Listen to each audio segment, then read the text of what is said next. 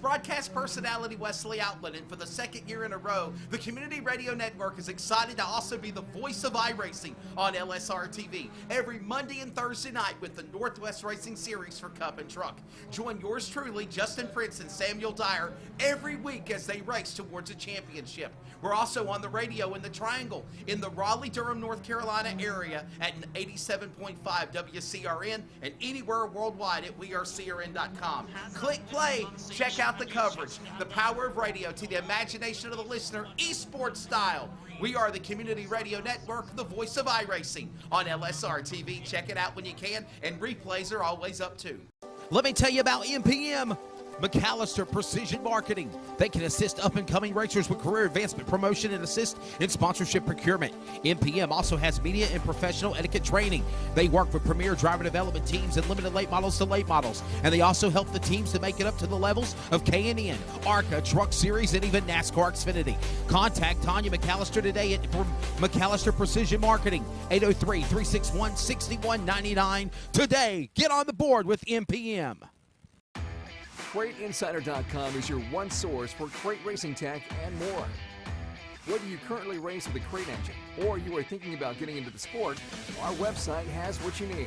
CrateInsider.com has tech videos, interviews with experts, and the best products in the industry. Dyno tested and proven, so we know they are the best products for crate engines.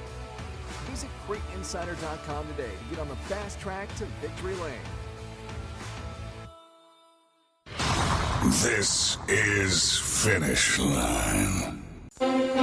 This episode is an exclusive production solely for the private, non-commercial use of our listening audience. Any publication, reproduction, transmission of the accounts without the express written consent or permission is restricted and prohibited. To hear this replay or other previous podcasts, download on iHeartRadio, iTunes Radio, and TuneIn. As always, this show is for you. Thank you for listening.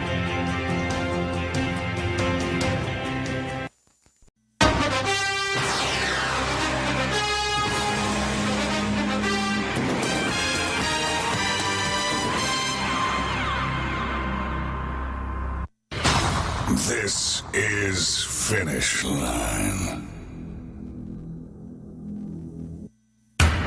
Undisputed, unrealistic, unscripted, and unrehearsed. This is Finish Line, a weekly podcast talking about the positive and negative of motorsports, asking the questions to drivers, promoters, and personalities, getting the information and responses of the sport others dare not to ask or even discuss. This is Finish Line. This radio podcast is from the heart, an in-depth analysis of everything in NASCAR, NHRA, IHRA, IndyCar, grassroots motorsports, asphalt, dirt, drag racing, karting, tractor pulling, boat racing, demolition derbies, and much more. From touring events to national, regional, weekly, and more. This is the podcast where the bull stops here. Whether it's asphalt, dirt, or drag racing, or anything else in life, there is always a finish line. Now, he's a respected veteran broadcaster with over 20-plus years experience calling all forms of sports for public address, TV, and radio. From NASCAR to the grassroots. Please welcome your host, Wesley Outland. This is Finish Line.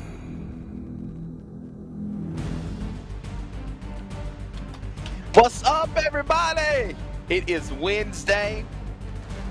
It is 4/20/2022, April 20th. I am in the hot seat. What? Just talk if you're going to talk. You can't say stuff like that on air, Wesley. Again. What did I say? You said it's 420. It's like, man, you can't say that on air, can you? It's April 20th. It's 4/20/2022. What did I say wrong? Oh, I get it. Yeah. Well, we just gained a new audience. You know what, Charles? Have a sucker on me, okay? As long as it ain't a brownie. Actually, it's a strawberry vanilla flavored sucker. Actually, is what it looks like. Do you see this? Look at. Ooh. Well, I would take that, except for the fact that I have eggs and toast and sausage and milk and you're hash browns. Yeah, DoorDash is on its way. Folks, for those that are watching or listening on Finish Line, any moment from now, you're going to hear a boom, boom, boom. And my host, after my musical interlude is over, he'll pop up on the screen here next to the Finish Line logo, and you will see what he looks like in all of his glory. And in all of his glory. Boy, do I bring you out of the closet. I promise I won't be in the background this time, too. Yes. Charles is in the house. He's in production. Yeah, we'll just go ahead and on it on. I am Wesley out. There you go. Look at me all dressed up, and look at you. At least we're both wearing gray, though. Yeah, that's true. We're both wearing gray. So, and a new monitor behind me since the last time, too. You and all of your toys. I mean, seriously. Hey, what can I say? We like electronics around here.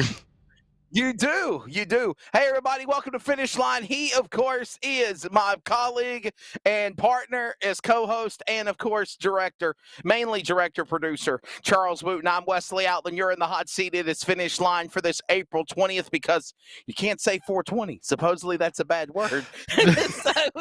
Well, I mean, unless we're targeting a different audience here, then, I guess it could be okay. Oh, my goodness. Hey, you see the backdrop behind me? Look at this. You have your weather forecast here. You've got a cloud front coming in. You got packed grandstands, almost 200,000 people. You've got this mad pack of pissed off gargantuans with horsepower coming out of turn 4 down the tri-oval. It's and your favorite spot. Baby. It's the Geico Restart, though. That's your favorite spot. I don't know what I put my hand at right now. It's Talladega, okay? This is Talladega, and they're going to be in action at NASCAR this week in the Geico 500. What are you laughing about? I'm trying to be professional I'm here, just and laughing you're at you. ruining me. Sorry. I'll compose myself.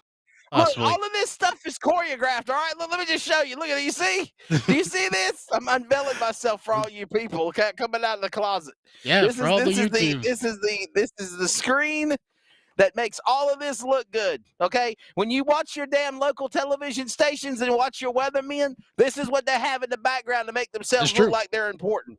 It's very true. I've been there.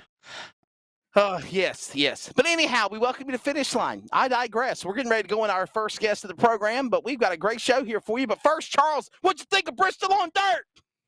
Well, I'd let you know if I'd watched it. You suck. I was doing a race at the exact same time it was going on, so I didn't actually get to watch it. You're exactly right. You're exactly right. That's right. You had you got like what, 3 or 4 spots and maybe some more. Yes, for the LSRTV team. We gave away 3 spots spots for the Spring Nationals. Yeah, we gave away 3 spots to the Spring Fling, and then we just gave away 1 more to another driver of ours, and we have 2 more that we're going to give away here. We don't know how we're going to give them away. We may, strap them to a drone and fly it somewhere, and first person that catches the drone gets it. I don't know. Not sure how we're going to give them away, but we are going to give them away at some point, and it's only like a month till the race, so we got to give them away quick. Exactly. And by the way, that is with all sincerity, dedication for sure. So with that being said, we've got a great show here for Finish Line for this April the 20th, because I can't say 420. Let's cue it up. And here is our guest lineup for today. It's going to be a great program. We're going to get things kicked off with Bowman Gray Stadium. The madhouse of 2022 roars for a first-time full season since COVID, and the 11th time and one of the all-time winners of modified racing, searching for 100 career wins from Tobaccoville, North Carolina. Tim Brown, the Rocket, will be joining us on the program here in just a few moments via audio call to have him on the program because of his work. Actually, the first couple of the guests we have done via audio because of their work. They're not available to be on video. At least the first hour is. So, but I think Charles has got some pretty cool ideas with graphics and promotion. Tim Brown up first, defending 2021 NASCAR Advanced Auto Parts Weekly Racing Series champion and winner at South Boston Speedway. Peyton Sellers out of Danville, Virginia. The Clarence's Steakhouse, Toyota, Danville, Toyota. Number 26 is going to be on the program. And winner at Cherokee, Lawrence, Livonia, and now Toccoa 2 weeks in a row. Dale Timms, the dark horse out of Hodges, South Carolina, will be our guest, but that's just for hour number 1. Charles, cue it up again. Loop it for hour number 2. Moving into the second hour, we will There you go. Okay. You had a delay there for a second, Charles. I was getting worried about you. Our number 2 coming up is going to be the man that picked up a wild Challenger late model win at Caraway Speedway. The young man of Cody Griffin's going to join us in the second hour at 2:05 Eastern Time, roughly around 2:20. This young driver can run late models, he can run mini stocks, and right now he is kicking ass and taking names in the mini stock world all over the Carolinas. Mr. Brandon Clements from Swansboro, North Carolina, will be joining us at 2:20. And then finally, sadly, Logan Robertson in damn work has got him unavailable. So me and Charles are going to fill in and have another rant segment, whatever we're going to talk about. We'll talk about Charles, so get ready. Yeah. And then final guest, Charles, I've said this before, my friend. I think you've said it also. Probably, and I love everybody. I love all of our guests. But probably my favorite guest on the panel when we have him, Andy Jankowiak. You know Andy Jankowiak, the Buffalo Missile from New York. He's got some big news about ARCA Talladega this weekend. He's going to unveil it and talk about it on Finish Line. Well, I can go ahead and tell you right now because he just announced it last night. Wheeling Engineering, who is a big, big sponsor, might I add, Charles. They've done the Wheeling Modified Tour. They're sponsored that. They used to do the Wheeling All-American Series. They sponsor all the caution lights, everything in racing. Wheeling Engineering has came on board to sponsor Andy Jankowiak. And Andy Jankowiak, a guy whose name I used to butcher decades ago, has finally got his name correctly, is going to be on Finish Line. And I said, Charles, I think what is his 5th time? He's probably one of the guests that I've had on the longest of anybody. Seriously. He likes to come back. I'm not sure what he sees in us, but he must like it. Oh, he's my buddy. He's my buddy. So, hey, listen, we're going to take a quick break. Finish Line is ready to go. Get yourself a nice drink. I was going to say cold beverage. If you condone alcohol before 1 o'clock in the afternoon, then that's on you. But get yourself a cold drink. Grab that ham sandwich. Grab yourself a hot dog or whatever. Charles, what are you getting for lunch? What is it? I got Jimmy's Egg. It's a local place here. We got sausage, bacon, biscuits, and gravy, milk, breakfast basically at lunch.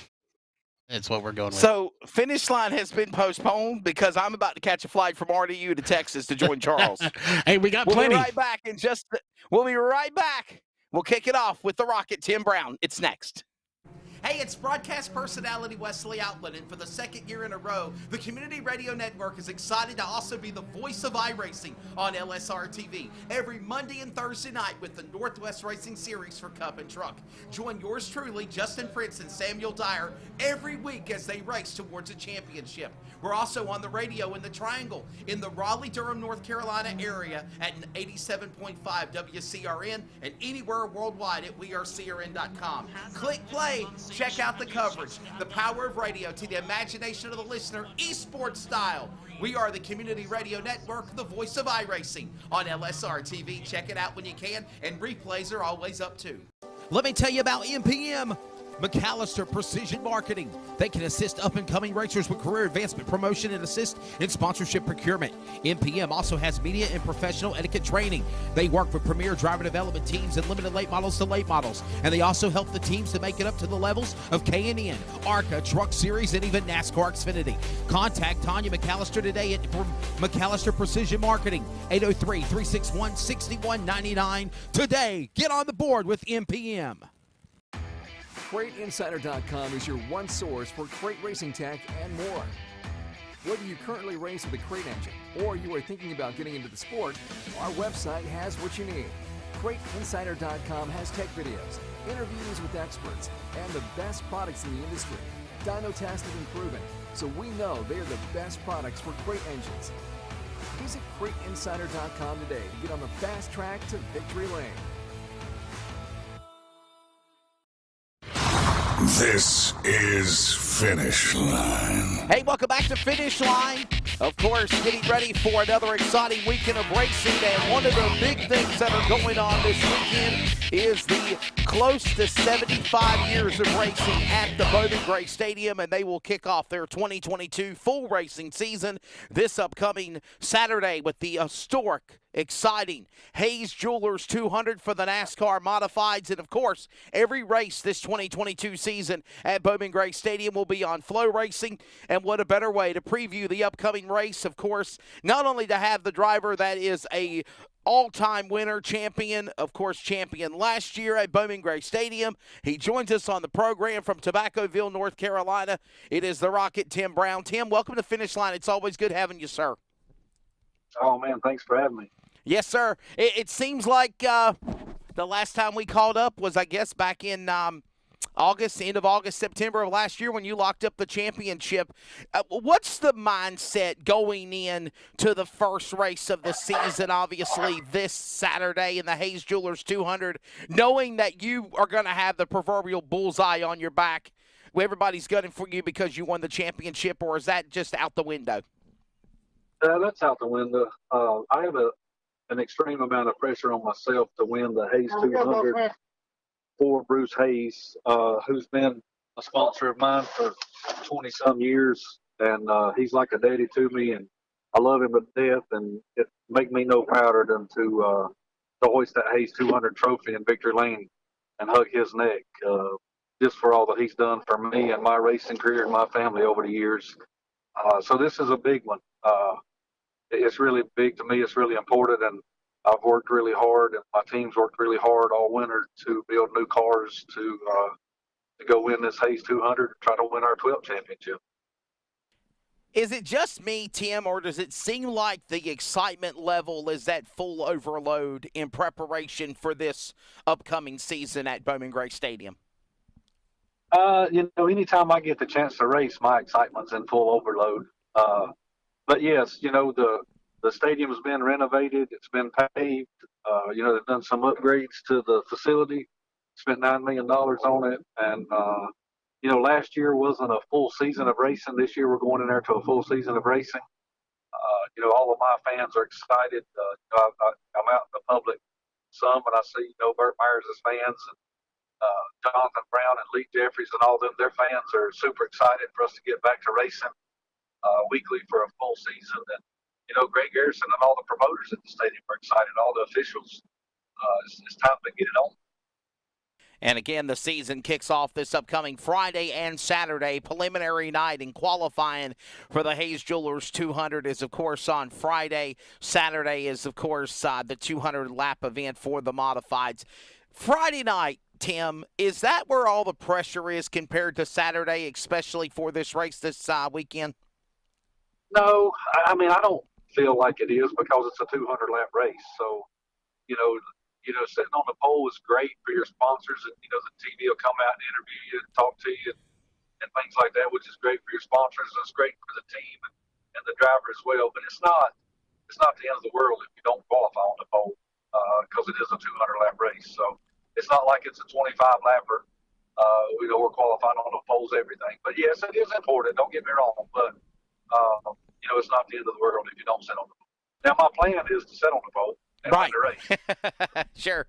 What's the team focus? What have you guys worked on through the off season? Obviously, I know Jerry Hunt Super Center is going to be back on the car again. You're going to have that Dayglow Orange number 83 back again to go for the championship crown for another year at Bowman Gray Stadium. But what do you and the team work on and focus to prepare for this race this upcoming Saturday? But not only that, the 2022 season at Bowman Gray Stadium, Tim. Yeah. So all winter we built 2 new cars, and we have the car that we've got 5 cars now, or 6 cars. So we built 2 new ones over the winter, and we try to build every race car better, faster than the last one. So every car that we build, we try to make it better. We'll move this or move that, or do this or do that to try to make it better. So we've really worked on shocks and springs and set up stuff over the winter and tried a bunch of stuff testing this year so far. I've tried to, study the setup stuff that we've been behind on a little bit. Myself, spending time with the crew chief, the guys come to the shop and keep the shop organized and cleaned up and keep the cars, parts and pieces organized, the hauler clean. Just, everything's got to be perfect. You know what I mean? I just had a conversation with Bruce Hayes about 30 minutes ago about, he's like, what are you worried about most this weekend? And I was like, actually beating myself, right? Like, I know we have the team and the equipment to go perform and win. We just got to make sure we don't beat ourselves. I think that makes definitely a lot of sense for sure, because obviously you got to do what you got to do around all those drivers. But the most important thing is you've got to take care of you. You got to take care of you and yourself in the car. Obviously, whatever goes around you is going to happen for sure. But as long as you have that mindset of taking care of what you have to take care of and the team in general, that definitely is a lot of confidence moving in to this event. One of the things I had talked about when we had started the interview here with Tim Brown, defending Bowman Gray Stadium NASCAR Modified Champion. Oh, my goodness, Tim, how many championships is it now? Wins total, how many have you got? It's 11 championships at the stadium. Yeah. We've won a few at other tracks along the years, too, and we're, I hope to break the 100 win mark at the stadium this year. I think we're 3 or 4 away from that, and that would be big for my career. No one's ever done it. I'm on the all-time win record now, but for some reason in the back of my mind, just to get to 100 would be super special. And we're just working hard for setting on poles and winning races, and just keep on adding to the record books, just doing what we do. Tim, is the focus this year on Bowman Gray Stadium? I mean, in the past you've ran some big races or you've ran some touring events, but it seems like this year we've not seen you at any of them. Is your main focus Bowman Gray Stadium and then finish the season and then try to go for some big touring event races? Yeah, we set out this year to, I've got a 1-year-old at home and a 5-year-old. I've dedicated my whole life to racing, and not that I'm slowing down. Boston, I crashed hard. Didn't get taken care of on the insurance side from the racetrack or the tour, and that kind of put a sour taste in my mouth. I had to spend a bunch of my personal money to pay hospital bills and all, and I just, I don't feel like supporting that deal. So yeah, my focus is at Bowman Gray for this year. And after the stadium, if we've had a good year and things are good, we'll go run some races. And then next year we'll just see what it holds. I want to race. Naturally, I want to race. I love to race for a living, but have to work. So it's tough to manage it all. You know what I mean? Oh, for certain. We've seen a couple of great races in the modifieds since February down at Speed Weeks in Daytona at New Smyrna Speedway. Matt Hirschman won that event. 5 races on the Smart Modified Tour. The NASCAR Willen Modified Tour had a race, of course, at Richmond. Justin Bonsinger picked up the win there. They're getting ready for another race up in New York in a couple of weeks. At Riverhead, New York is what I was saying. And all the while, Bowman Gray Stadium's been dormant as far as not racing, preparing. You've had a couple of weeks of practice sessions, but now the big race is this Saturday for the Hayes Jewelers 200. Where do you see, Tim, the modified racing level at so far, from just what you've seen on the touring level to what will happen at Bowman Gray coming up this weekend and for the season? Well, I kind of see a resurgence in the modifieds with the Smart Tour. Those people are doing a great job getting great car counts, getting new teams. Some of the northern guys are coming down to run some of them, and that's all great. We love it. And hoping that resurgence comes to the stadium, it brings new cars and new drivers and new equipment to the stadium for fans to watch and get to know and have someone else to pull for or move at or whatever, right? I just think it's great. I think you're going to start seeing a lot more local racing growing and getting more popular than some of your bigger league racing, just due to the fact that it's cheaper for the family to go to the stadium with a family of 4 and watch an event. Grab supper on the way or eat there and just hang out and make an event of it. And then they get hooked on it, so they're there every Saturday night. You know what I mean? It's I think that COVID hit hard, and I think people realize just how much they missed going, and I think that the fan base will be astronomical this year. I think it'll be really good for everyone involved. So I don't want you to give away all your secrets, but how have you and the team adapted with the shortage of race parts, the issues with tires, engines, components needed for a day-to-day race program like for Tim Brown Motorsports to go towards a championship or even try to win the Hayes Jewelers 200? I know we've passed the curve of the COVID you just mentioned a few moments ago, but we're still kind of hurting from it. What are y'all doing to try to survive and still be on that competitive edge to win? Well, not real sure how we will sustain it, but I'm very fortunate to have a well-funded race team that's got 5 or 6 race cars sitting here in parts for all of them, and I think we got 6 or 7 engines put together, and we've got 2 at the engine shop out of those. So we've got motors laying around that we're in good shape on. But like radiators, I run CNR radiators, and I've had some on order since October and can't get them. So if we go over there and start knocking radiators out of them, we'll have to start borrowing radiators out of our race cars that are together until we can get some, or going to a different supplier till we can get those parts. And it's wheels. I've had wheels ordered since November. Can't get them. Not going to get them. You know what I mean?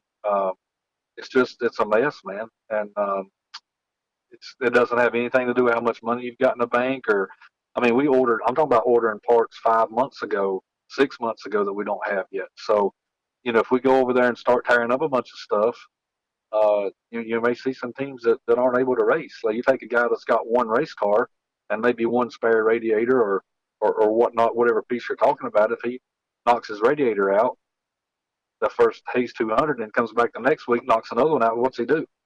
You know what I mean? And I'm not in a situation where I can take radiators out of my cars and give to people, because it could happen to me. You know what I mean? So I think it's going to get pretty touch and go, depending on how long this part shortage and the difficulty of getting parts lasts. And I'll be honest with you, man, my day job at RFK, we're living it too, and it's no fun at all. Yeah, I have a feeling for sure that series track director Greg Garrison is definitely going to put the gauntlet down and try to say, guys, maybe there doesn't need to be as much aggressiveness here. Remember, you got to have a courtesy to all of the drivers that are around you. And if you tear cars up, they're not going to come back the next week, like you said, Tim. And for that to sustain for the fans, and obviously, I think that's an understatement, because Bowman Gray Stadium is probably the only racetrack in America I can think of where they average at least 12,000 fans or more on a weekly basis, and you could probably have 5 modified cars, and it would still be that way. Again, not saying that that's what would happen, but for sure, it's just the fan base that is Bowman Gray Stadium. Tim, final question. We'll let you go so you can thank your sponsors as well. Again, we're chatting here on Finish Line with the 11-time champion of the modifieds for the NASCAR mods at Bowman Gray. Of course, multiple wins.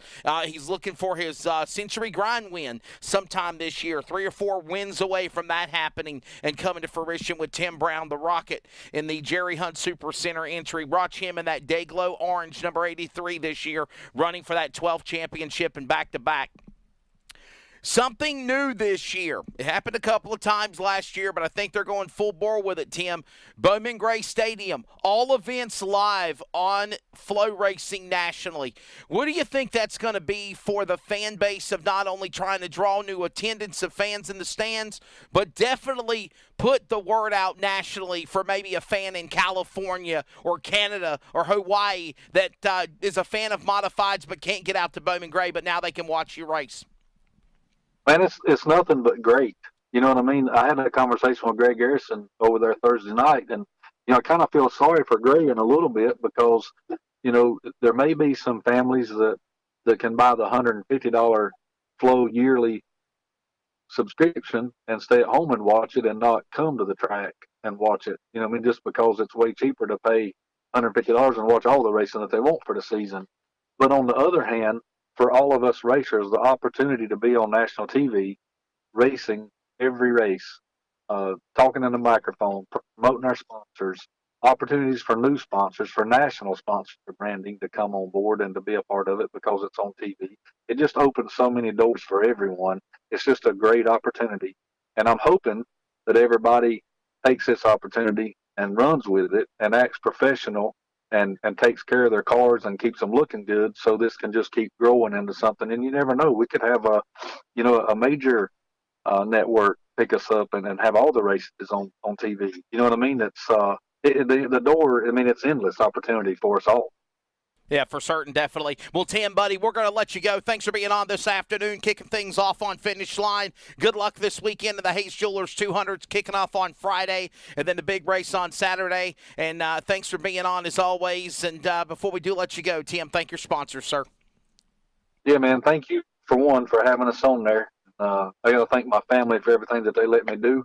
And I've got to thank Todd Hunt, Jerry Hunt Supercenter, Bruce Hayes, Hayes Jewelers, Chris Fletcher, Traffic Control Safety Services, Ray Mock Racing Indies, the greatest power on earth. Got to thank Mobile One, Williams Hot Dogs, just JRI Shocks. We've got, oh Lord, I'm having a blank here, AP Calipers, Alt Brake Pads, Sunoco Race Fuels through Hank Thomas. We've got Sweet Racks on the thing, just ATL Fuel Sales, Tilton clutches and driveline components.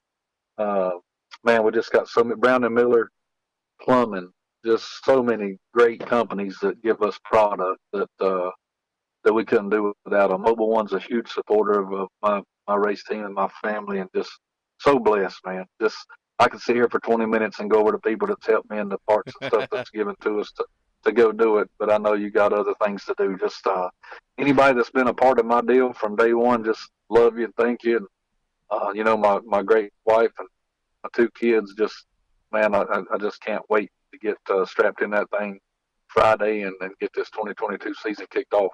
Yeah, it sounds like the Rocket is ready. The 11-time and defending Bowman Gray Stadium NASCAR Modified Champion here on Finish Line. Tim Brown, check him out as well as the rest of the drivers in action to kick off the 2022 season lid lifter at Bowman Gray Stadium in Winston-Salem this Friday and Saturday. Coverage live on Flow Racing. Of course, if you can't be there live, Tim Brown, thank you for being on, sir. Thank you for having me, buddy. That is Tim Brown. When we come back on Finish Line after a quick commercial break, we'll talk to the 2021 NASCAR Advance Auto Parts National Weekly Champion, and he picked up a win not only this past year so far this season at Old Dominion Raceway, but also at, of course, South Boston Speedway. Peyton Sellers is next on Finish Line. CrateInsider.com is your one source for crate racing tech and more. Whether you currently race with a crate engine or you are thinking about getting into the sport, our website has what you need. CrateInsider.com has tech videos, interviews with experts, and the best products in the industry. Dyno tested and proven, so we know they are the best products for crate engines. Visit CrateInsider.com today to get on the fast track to victory lane. This is Finish Line. Welcome back to Finish Line. Wesley Outlet back here with you. We're going right back into the hot seat, and joining us for the second time. Last time we had him on was last year in October, right before Martinsville, when he picked up the 2021 NASCAR Advance Auto Parts Weekly Racing Series Championship. And we're glad to have him on the program again, picking up a win a couple of weeks ago at Dominion Raceway. And he finally put the stops to Lane Riggs on trying to go for the hat trick or 4 in a row. And that is the driver, of course, of the number 26 machine of Peyton Sellers. Peyton, it's always good having you on Finish Line, sir. Welcome back. Absolutely. Thank you, sir. Hope everything's going well. How has the offseason been for you, readapting, re-preparing after being the defending NASCAR Advance Auto Parts National Champion of late models? It was really neat deal over the winter. We NASCAR took us to the NASCAR Awards banquet where the Cup Series banquet was in Nashville. We went to the PRI show with our race car. Advance Auto Parts came to our hometown here in Danville, and they had a Peyton Sellers Day in the city of Danville. We did a lot of cool stuff in the off season, but we also kept our focus too on our racing program. And it's been a long season. I mean, a long off season. We built a new car this winter. We've been trying to get the bugs worked out of that, and we were able to capitalize on the new car at Dominion the other week with a win up there and a good solid run that night. And then we came back to South Boston and finally put all the pieces together to be able to win this past weekend. Peyton, is the plan to try to defend that NASCAR Advanced Auto Parts title crown, or is it just to try to hit or miss, go to whatever races you can? Are you thinking a track championship at some places, or is it just a fun year for you for 2022? we're going to have a fun year. We're going to try to run for the track championship at South Boston. We're going to try to go do a couple Cars Tour races. We'll do the Virginia Triple Crown, and then we'll go to Dominion on a few off weeks. And looking forward to just kind of having a week or two off this summer. We've got a lot going on in our business here that we need to kind of take care of at home. But on the same token, we enjoy racing, man. HC and myself and my parents, family, my wife, we're racers. We go race on the weekends, and we don't have houses at the beach or at the lake or anything like that. Our weekend getaway is a race. Yeah, for sure. Hey, listen, so I asked Tim Brown this question in regards to modifieds at Bowman Gray, and I'll ask you, being the defending NASCAR National Advanced Auto Parts champion, how has things been during the offseason to rebuild for your race team, for Sellers Race Cars, to get the parts, the engines, the components that are needed that a lot of people in the grandstand or watching broadcasts don't really think about, but they're key essential things that we need or teams need to flow on the racetrack, and we're in that shortage. Not just on tires, but so many other things. How have y'all adapted to try to be on that competitive championship winning edge? It has been a struggle. We sold a car in the off season, which meant we turned around and ordered a new chassis and got it, put together. But finding parts, fuel cells, steering boxes, there's been a lot of things that we really had a struggle trying to get parts for. And if you can get them, you're paying more for them. So the cost of a late model stock car probably went up 15% in the past 12 months. So it's been a struggle, but you can get parts. It's just a matter of being creative and, having to fabricate some parts. And you're seeing it in a cup level. You're seeing it in everyday life right now. So it's the world we live in, unfortunately. Yeah, I think so as well. And I hate to say this, honestly, Peyton, I don't think there's any end in sight, at least for the next year. Hopefully by 2023, 2024, we'll be there at the cusp of the finish line of everything for sure. But where do you see late model racing at now? Since obviously, COVID, you won the national championship last year. Obviously, that had to be in flux to try to pull that off. I know there was a lot of tracks that were still not opened, or there was no fans, or there was restrictions. Things are starting to come to normalcy. I mean, let's be honest. 2 years ago, Peyton, you wouldn't have had a national championship awards banquet. So that had to have been a great feeling to win the championship and be able to congregate and mingle with your family and friends and the NASCAR brethren and sisters in Nashville. Just some of the things that I think, honestly, many people take for granted, but you appreciate when you work so hard for the fruits of your labor to be there as a champion at the end, at the top of the mountain. Yeah, I tell you, short track racing is alive and well right now. We're seeing good crowds in the stands all last year. Car count is still weak at a few tracks, and I don't know why. Because some tracks, South Boston and Dominion, are having big car count. Langley's having a good car count, but Motor Mile and Hickory and some of these places are having some soft car counts, and I can't explain that. But overall, short track racing is doing extremely well. We're seeing new sponsors coming into the sport now. We're seeing, local companies that want to get back involved in short track racing again. We've been very fortunate to have Clarence's Steakhouse for many, many years now. They've been extremely good to us, along with Toyota.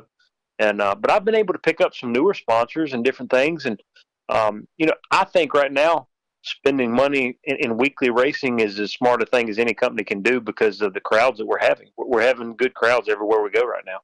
Peyton, I'd be suppressed to say, man, you're probably one of the best late model drivers in the country for that matter. Obviously, you think of the names of Philip Warren and Jamie Cottle, and you think of course, Matt McCall, and you think of course, the era of what we have at Philip Morris now, and your name's in that hat too. Has there been any opportunities, Peyton, to possibly move up into NASCAR in the trucks or Xfinity? And obviously, is the goal, maybe the end goal, to make it to the NASCAR Cup Series one day? No, I've been able to go race and do a lot of things, and I still have a dream of racing in some Cup races as time goes on. But honestly, I'm a short track racer. I grew up cutting my teeth at places like Orange County and South Boston and tracks like that. And that's where I'm happy at. That's where I'm comfortable at. That's where I'm safe. I've got, friends and family around us and fans, and I enjoy that. That's where my passion is at right now. And that's where I'm going to continue to focus. I've got an opportunity here in June to go race the SRX race at South Boston with so many of the Cup guys and old IndyCar guys and current drivers like Helio Castroneves, who just won the 24-hour race. He just won the Indianapolis 500. That is live on CBS. That's what short track racing needs right now. And, man, I'm just excited to be a part of it. Yeah, I think you're exactly right, man. You know, I think of the first race that was the event at Stafford when they debuted SRX, and a short track racer won the event, and he point blank was like, "Hey, listen, this is what the sport needs. We need this resurgence of fan base, but not only that, on the national level too." And of course, I believe it's June the 14th or I can't remember. I think it's the 20th. It's the race at South Boston Speedway, and of course the SRX Superstar Racing Experience will be there. I think the season kicks off at Five Flags Speedway in Pensacola. They're changing things up, and I know a couple of weeks ago we had Bubba Pollard on, one of the greats of super late model racing, Peyton, and he announced that he's going to be driving the SRX ride at Five Flags Speedway. I know there's still that challenge coming up for the ride for somebody at Nashville. And I want to speak of another track, Peyton. It was announced this past weekend at NASCAR at Bristol Dirt Race that North Wilkesboro Speedway is going to be opened back up. They're going to be doing pavement racing in August, and one of the events on the calendar is late model stocks. Are you thinking of loading up the team out of Danville and bringing in that 26 car to try to compete and race there at North Wilkesboro? And how exciting and cool will that be to have that happen in a few months, not just for the racing in general, but just to see that place back up and going again? You know, I'm excited to see the resurgence of short track racing, but as well, North Wilkesboro. We're definitely going to circle our calendar. I'm waiting to see the rules, if it's going to be a NASCAR rule system or, if they're going to pay any kind of larger purse. So I want to see the details of it before I commit to it, but we've definitely was something that broke Saturday at the racetrack. That was the talk of the pits there for a while there. So definitely going to be a lot of momentum going into that, and I think they'll make a go up. I got a question, Peyton, and I've said this several times on on several shows myself where I've been guests on, and I really don't know the answers because I'm just the guy that's calling the races on the broadcast. But you're a driver.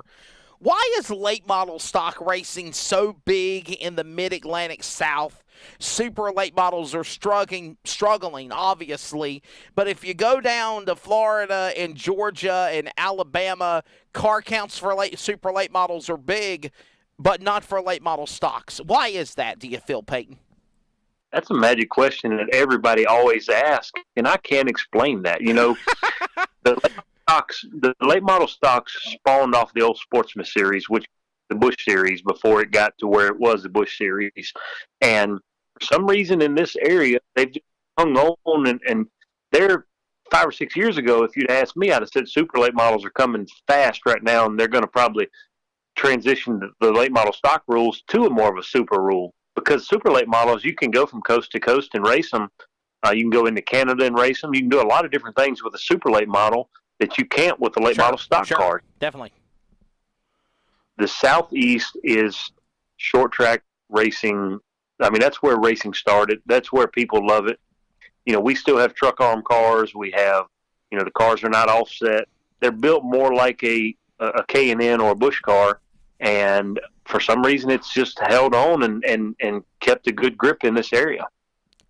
Again, we're talking to Peyton Sellers, 2021 and defending NASCAR Advanced Auto Parts Weekly Series champion, national level. Hey, by the way, speaking of NASCAR and Advanced Auto Parts, they have the returning Advanced My Track Challenge. $50,000 is going to be given to one of the sanctioned NASCAR tracks across the country. Last year, my friend Jeff Striegel from Motor Racing Network and Berlin Raceway picked up that $50,000. Of course, it's back again, and the opportunity for Advanced Auto Parts. I think, Peyton, your take on this, and I'm going to say right here, my name in the hat, my pick. I've picked every day. I've voted every day. You can vote 3 times a day. Go to Advanced Auto Parts, go to NASCAR Roots, and click on the Advanced My Track Challenge, and you can vote 3 times per day.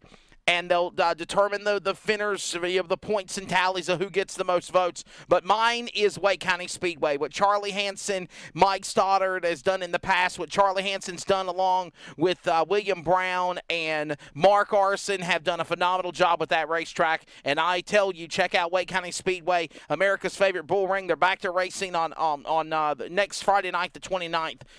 But Peyton, there's so many NASCAR tracks across America. As you being the voice as a champion for the Advanced Auto Parts National Tour, what do you think that means for short track races to have a chance to put $50,000 in their bank accounts to definitely build up their facilities and make it better for fans? The whole experience has got a lot of exposure for the short tracks. When Ryan Blaney's got the logos of each track on his car, that is a big deal because the tracks are actually out there competing for this money. They've got an opportunity to get it. And when you give that kind of money to any track, such as Wake County or anywhere, that's huge into their end of the year budget to be able to make their races, more special and to bring out more cars. Look, these short tracks aren't doing this. They're not making money right now. They're struggling to get by. When you take that kind of influx of cash and put it into it, that goes right back to the fans, to the racers, and they're utilizing that money to make their show better. So NASCAR is still plugging away with the weekly series, doing an excellent job, but it's been so good to see Advanced Auto Parts jump in there and be a part of it because they're actually activating and doing things at the tracks that hadn't been done in a while. So I'm extremely happy to be representing Advanced Auto Parts in this thing because they're giving a lot of resources back to short tracks. Yeah, for sure. Listen, I got one more question for you, and we'll let you go. Peyton Sellers, of course, the driver that is the defending NASCAR Advanced Auto Parts National Champion. We move into a new season. It's 2022. You're the 2021 champion. And I said something of this in the same caliber of conversation with Tim Brown being the Bowman Gray NASCAR modified champion. What is the pressure or what, not even pressure, what is the commitment that you as the defending NASCAR national champion have to do to represent the brand, the series, the sport, that a lot of people really don't think about? What is the mindset of you being the defending champion and representing it all season long and then try to be there at the end of the season again with another title? Well, there's no doubt that I feel like I do have a target on my back. People want to knock me off because we had such a good year. And that's something I'm very honored to be that guy that everybody's trying to knock off and beat. But on the same token, I got to stay above the fray. I can't be getting, I've got to represent this series, represent NASCAR to the best of my ability, and not get caught up in other people's junk and put yourself in a bad situation or bad light in any way, whatever. So just work really hard at representing NASCAR, being a champion, representing Advanced Auto Parts, representing my local sponsors that support us and help get us that opportunity to go out and compete for a national title. So, yes, I do feel like it's a target on my back, but it's also a good situation. It's like, hey, you're the national champion. If you do get beat, so be it. You're still a champion. I've still got the trophy in the ring to show it, and I cherish every minute of that. And I'm just thankful to be in this situation that I'm in right now. Well, Bud, it's always great, Peyton Sellers, to talk with you, man. Congratulations on your win at Dominion Raceway in South Boston, and I'm sure our paths will cross somewhere this year along the way, man. Before I do, I'll let you go, sir. I want you to thank your sponsors. And by the way, if you're ever at Martinsville NASCAR weekend, which of course they had the NASCAR race a couple of weeks ago, the Valley Star Credit Union 300 will be coming up in mid-September, and then of course NASCAR again, the penultimate race of the season for the championship playoffs. And even if you aren't, you got to sell Clarence's Steakhouse, Peyton, because that's probably one of the best damn steakhouses in the entire world to eat at, for sure. Well, I couldn't agree more. They've been in racing for a long time. They've supported racers for many, many years now, and I'm just thinking it's definitely a staple when you go to Martinsville, that's for sure. So between Danville Toyota and Clarence's Steakhouse, Sowers Construction, and Davenport Energy, and I've got a lot of product sponsors and a lot of people that help us, but just been very, very fortunate to race as much as we have. And we couldn't do it without guys like you, Wesley, that give us an opportunity to get some exposure and get our sponsor names out there and talk short track racing, what we love to do. Well, we've known each other for at least a decade or more, Peyton, and I've said it before, man. I think you're one of the best wheelmen in late model racing in this area or this country for that matter. So definitely, man, continued success throughout the 2022 season, and good luck defending that championship crown. And we'll have you back on Finish Line again sometime. It's always great talking with you. Perfect. Looking forward to it, man. Thank you, sir. Danville, Virginia's Peyton Sellers, winner at Dominion and South Boston Speedway, and of course the defending 2021 NASCAR Advance Auto Parts Weekly Series champion. Don't forget to advance my track challenge for $50,000 to win. I'm kind of outside the fence here. Vote firstly for Wake County Speedway, but of course there's Hickory, there's Sobo, there's Dominion Raceway. There is so many tracks under the NASCAR banner, and you could help them out in a big way by just taking the time out of your day to vote for 3 times your favorite track and put $50,000 in their bank account. Peyton Sellers again joining us on Finish Line. We will take a quick break. When we come back, we go from the pavement in Virginia with Peyton Sellers to the dirt in Georgia with, of course, South Carolina's Dale Hodges picking up the big win. Dale Timms is coming up next out of Hodges, South Carolina, to talk about his win at Toccoa Raceway. Stand by. We're back with more. This is Finish Line. Hey, it's broadcast personality Wesley Outland, and for the second year in a row, the Community Radio Network is excited to also be the voice of iRacing on LSRTV every Monday and Thursday night with the Northwest Racing Series for Cup and Truck. Join yours truly, Justin Prince and Samuel Dyer, every week as they race towards a championship. We're also on the radio in the Triangle, in the Raleigh-Durham, North Carolina area at 87.5 WCRN and anywhere worldwide at wearecrn.com. Click play, check out the coverage, the power of radio to the imagination of the listener, esports style. We are the Community Radio Network, the voice of iRacing on LSR TV. Check it out when you can, and replays are always up too. This is Finish Line. Hey, welcome back to Finish Line.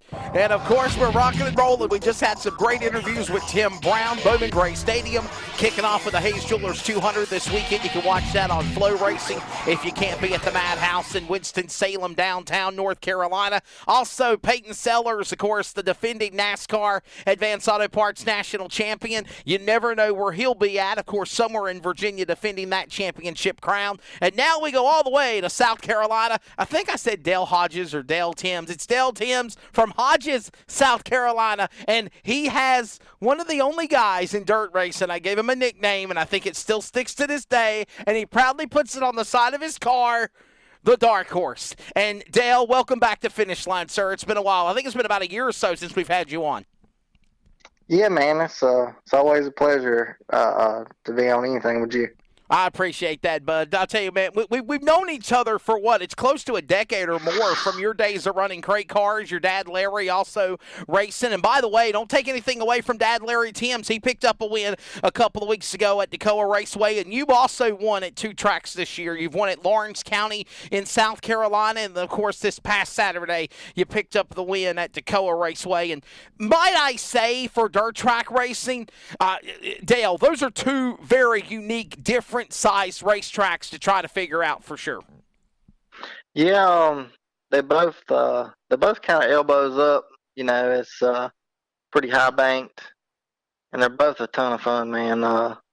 Mike has an awesome racetrack over there, and Lawrence has always been my home track, so I always like going over there. Now, we've known each other from your fast track days in crate racing, 604s, 602. Now, I'm trying to think now. You moved up into limited late models, am I correct? So you're kind of in an aluminum engine program for dirt late models now, right? We run limited last year, and I actually had bought a super motor for this year. Oh. And, I've only run it once, but we plan on being at Livonia Friday and Travelers Rest Saturday. Gotcha. I'll tell you what, man. So you're definitely going to finally jump into the world of super late model racing. How excited are you or nervous is at the same time? I mean, you got that ready to go attitude, but on the surface of things, you're pumped up, but below the water, your feet are chirping 100 miles an hour, nervous with being in a super late model car, or is it just get in the car and go? Don't let the horsepower scare you. It's definitely a different step. There's a lot to learn there.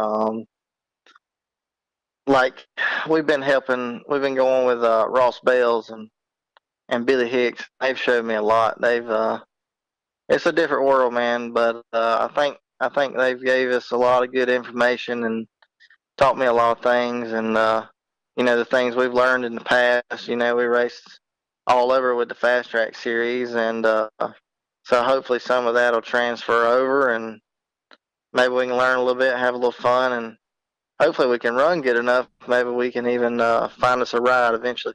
Hey, listen, I'd be suffice to say not to ask this question for sure. Reprised is the word I think I was using for the analogy. Where do you see dirt racing for late models and yourself and everybody in the Georgia and the Carolinas or South Carolina been so far? It's been good so far. We had 12 602s at Toccoa, and I think Gaffney in the beginning of the year we had a full field up there. I hope all goes well. I don't want to see it go anywhere. I wish it was a little bit cheaper, but that is what it is. I mean, you kind of know that when you get into it, but we'll try to stick it out and race as much as we can. Yeah, a couple of weeks ago, Hoosier Racing Tire announced their tire increases, and of course, you had to know when Hoosier Racing Tire was making their announcement a couple of days ago. A matter of fact, on Monday afternoon, American Racer unveiled that they're also increasing their tire costs. And here's the thing: it's costing the company, but it's also costing the fans or you, the driver, race teams. And the tracks and sanctioning bodies having to buy race tires because bottom line, if you don't have tires, you can't race, right? I mean, Dale, you can only use but so much used up rubber, if you will, and eventually you're going to start popping tires. Correct, and it's a challenge to even find tires right now. I only have one set for Friday night. Wow. I got a couple guys they said they're going to help me out and get me some, so that'd be great. I hope we can maybe get a little tire deal or something going here if we can run pretty good. Now, Dale, do you feel like that could be a demise of a lot of race teams, competitors, racers like yourself, because they can't buy damn tires or they can't buy fuel? It's not a matter of not having the financial money like what Tim Brown was talking about earlier on Pavement Modifieds. It's just having to wait a long time for the parts. Yeah, it's a challenge for sure, man. There's, my opinion, racing needs to. You remember we used to have an off season. Oh yeah. From the end of November to about the 1st of March. Nobody really raced, and I swear I think racing needs that right now to, regroup. Everything's at such high demand that they can't keep up right now because we race year round.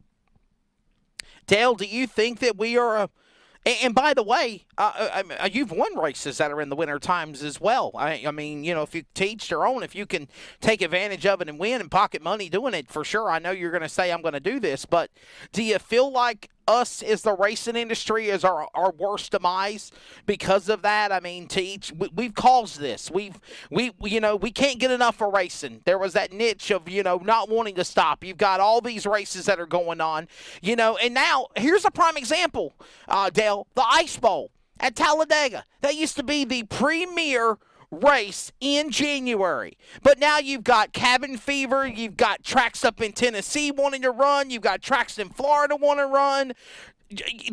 Everybody wants to compete against each other. And there you go. So you killed your car count, or the promoter has got to increase revenue or purse money to try to entice the same guys to not get lured to go somewhere else and travel to come to the Ice Bowl. For sure. My dad went down to the Ice Bowl for years, and one year we had, I think, 96 super late models down there trying to make the show. And now you go and it's, they might have 30 at the most. Yeah. So, I mean, it's crazy. Like you said, there's so many races going on all the time that it does split a lot of the drivers, up. Hey, let's get off subject with this, because obviously we could sit and pander and talk about this for an hour, bitch talking about what we could do and the do's and don'ts to save the dirt racing world. But and honestly, I will tell you this: when you got somebody like Dale Timms and myself, we work in the infrastructure of this racing industry as drivers, as broadcasters, and media. We see it. So the things that we talk about are what we're seeing happen. And we know that there's things that's got to be fixed. We know that for out of fact of a doubt, Dale. But there's a lot of things that are right now that need to be done or out of our control. But let's go to your dad. What has he meant to you? What has Larry Timms meant to you in your racing career, your racing abilities to let you be able to do what you've been doing? Because for a long time, Larry stepped out of the car to let you live your dream, Dale. And it seems like now Daddy Timms is back in the race car, and he's winning just as much as you are. He's definitely been who I've looked up to. He's taught me a lot. Like I said, I mean, from day one, I mean, he got out of one of his race cars that was winning races, and I got into it, and it was a winning race car when I got into it, and he's always helped me along. Even like this past weekend, he let me borrow a transmission because I thought that was my problem, and it ended up being my problem. And we've struggled in that 20 car for about a little over a season now. We could not find a problem. We looked and looked and looked and tried different springs, different shocks, you name it. We tried it, and I think we found the problem with it this weekend. And if he didn't have a transmission sitting there, I wouldn't have never found it. So he's definitely been a huge part of my racing career. Yeah, it definitely sounds like that for sure. And, I mean, as long as I've ever known him, he's always been that type of person that would lend a helping hand. Even if it's not son like you are, Dale, he would help other people in the pit area. There would be that interaction. There would be that teamwork, that camaraderie. And here's the thing, and I'm not taking this away because, truthfully, there is still some of that out there, but it's more or less than fortunate of what used to be a lot back in the day, for sure. A lot of these mindsets of drivers is I'm out for myself and out for me, and you're on your own, and if something happens to you, oh, well, that's one less car I've got to worry with. And I think that's really changed a lot of the sport, hasn't it, bud? Oh, yeah, for sure. It's like anything in life. You got to surround yourself with good people, and I think good things will happen to you. We're talking with, of course, the driver that is Dale Timms out of Hodges, South Carolina, one of the drivers of late model racing on dirt, on pavement. Man, we've had here on Finish Line, we're talking dirt now after we've talked pavement racing with modifieds and late model drivers, Tim Brown and Peyton Sellers. And I say this, Dale. We're seeing a lot of big money races, and we're seeing the resurgence with the price of life in general, not just racing, has gone up. And it's we're seeing so many opportunities now where racetracks or series sanctioning bodies are putting up a lot of big money to pay to win for races. Yeah, we got a couple of pavement races out there. For the most part, dirt, Dale, you could probably stay within the Carolina area, maybe go down to Georgia, maybe South Carolina in that part, maybe upper North Carolina, and you've got a shot in the tri-state to pocket pretty good money in a couple of days of racing. Does that make you reconsider not traveling per se with a touring series and trying to run for a championship? Definitely. That's kind of what we're doing this year. We're going pretty much run for the money. Like you said, there's a lot of big money races around the house, and that's where we run good at. Of course, we got a lot of laps around here in the Carolinas and the Georgia, and look at Brandon Overton. Last year, sure, he kind of stayed around here, and he might have went to a few that were way off, but not many. And he made almost $1 million last year in a dirt late model. Who would have thought that? Where do you, Dale, as a and I don't want you to take this as disrespect, but as a driver that's not like on the national level with World of Outlaws or Lucas Oil or even regionally, but you're just a weekend warrior per se. And that's a lot of drivers out there that are like that. They're weekend warriors. When is the price tag of what it pays to win becoming to the point of this is hurting the sport? Like, for instance, $100,000 to win, late model race. You got the Eldora Dirt Million coming back.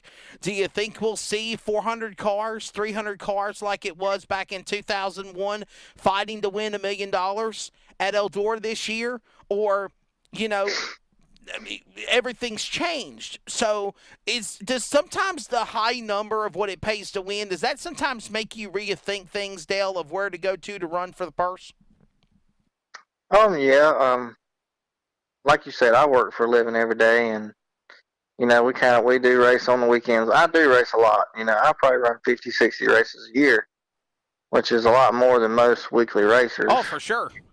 But I'm trying to do a little bit more than just a weekly racer. We're trying to get in the super late models now, and maybe we can, eventually, like I said, get a ride and, maybe be like a regional driver or maybe even more. Definitely.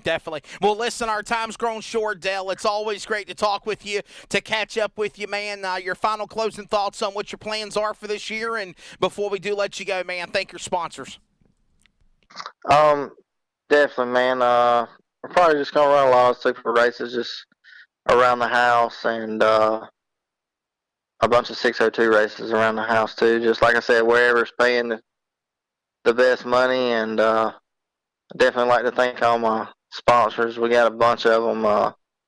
Big ones, Andy and Amanda Lee. They're let me drive the race car, and we got Lube Zone on that, and Todd Dale Construction is the main sponsors on that. And I got my car. We got Superior Roofing, Schaefer's Oil, FK Rod Ends, Fragola, Fast Shafts. A couple of my friends, Heath and Manny Calvert, helped me out a lot. Joey Reynolds Trucking. There's a bunch of them, man. Just like to thank them all, and just know I appreciate everything everybody does for me. Hey, where are you racing at this weekend, Dale?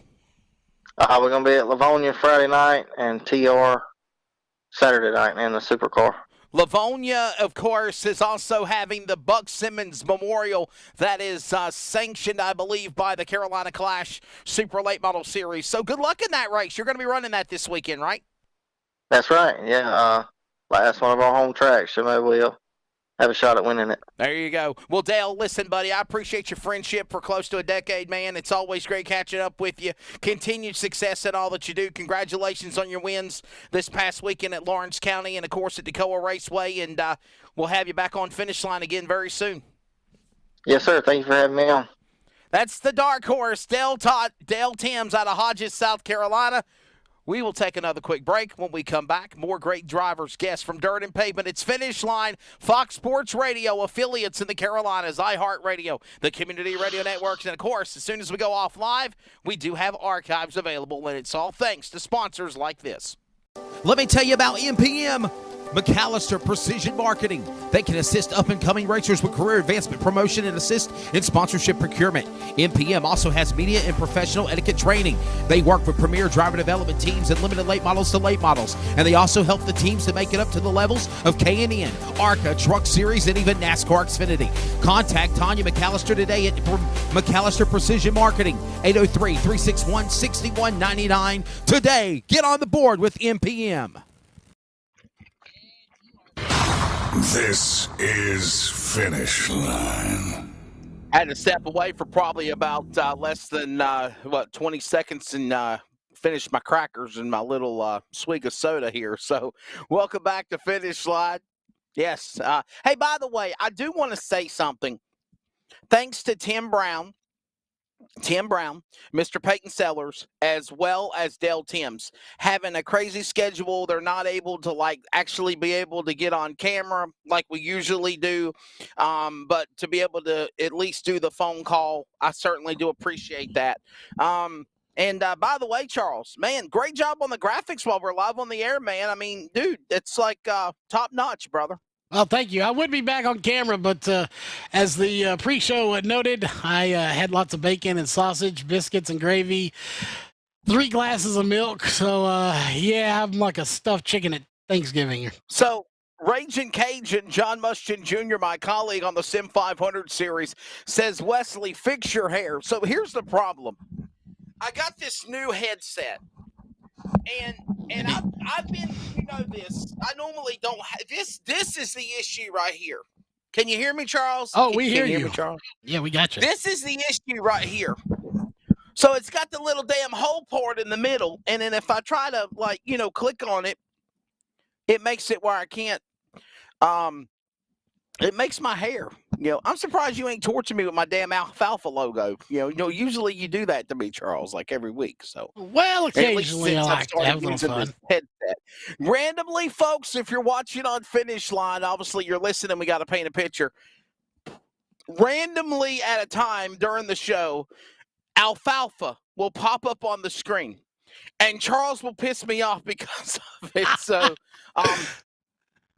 hey, listen, before I go any further, as we're waiting to get our next guest on the program, got some sad news overnight. And I think this guy certainly deserves his due, and he deserves an honorable mention here on Finish Line.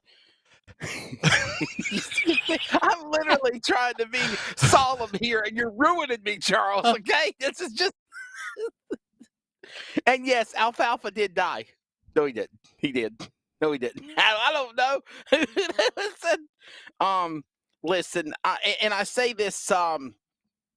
Listen, I'm on a serious thing here now, Charles. I'm trying to get serious, so please don't try to trip me up anymore.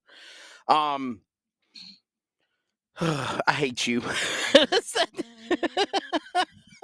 No, listen, in all seriousness, this past evening, a good friend of mine from the world of sprint car racing, originally from New Zealand, he lived in the Carolinas. He moved to Atlanta before he passed away.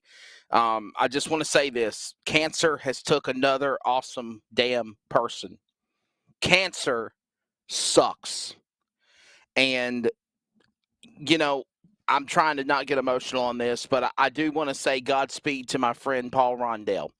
When I left Fast Track on my first tenure and started working for the United Sprint Car Series, United Speed Contest Sanction, I traveled all over the country. I met great people. I did the 360 Sprint Car Series. I did the Mini Sprint Series. I did the Modified Series.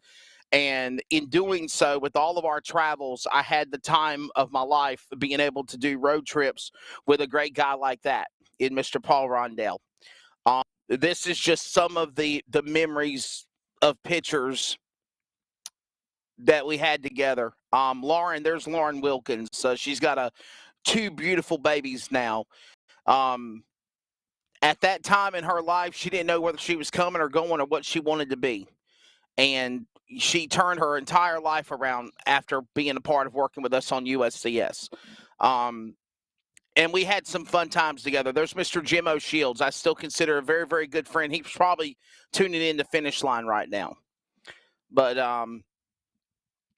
Charles, he was a good man, and he loved sprint car racing, an avid lover of sprint cars. And you can just see his personality of how he would cut up and just enjoy life and have fun. And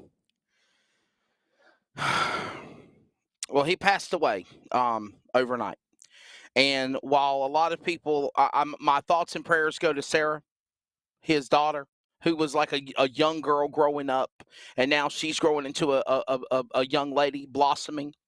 And she's got great ideas and dreams and aspirations of where she wants to be, but she loves sprint car racing. She always will, loves the dirt tracks.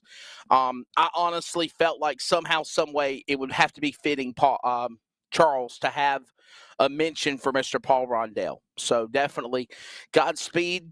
Thank you for so many awesome memories. I can't even think of, I mean, there's so many. You know what? I will say this. And I tried to find it last night, as a matter of fact, and I guess Facebook took the damn video away because we were jamming to an AC/DC song.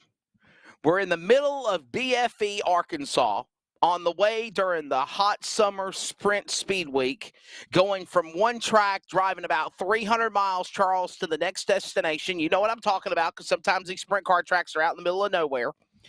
And Lauren's asleep in the back seat. Sarah's passed out in the back seat along with Otter Dirt. And me and Paul are just on a 2-lane road jamming to some AC/DC. I want to say it's For Those About to Rock. I think it's For Those About to Rock, We Salute You. And we're just, pantomiming, Charles. We're just doing our little thing. And, and we had an awesome time. And I think that is honestly probably one of the greatest memories I will have of Paul. So definitely, Godspeed, Paul Rondell. Thank you for the memories, and I'm sure we will definitely.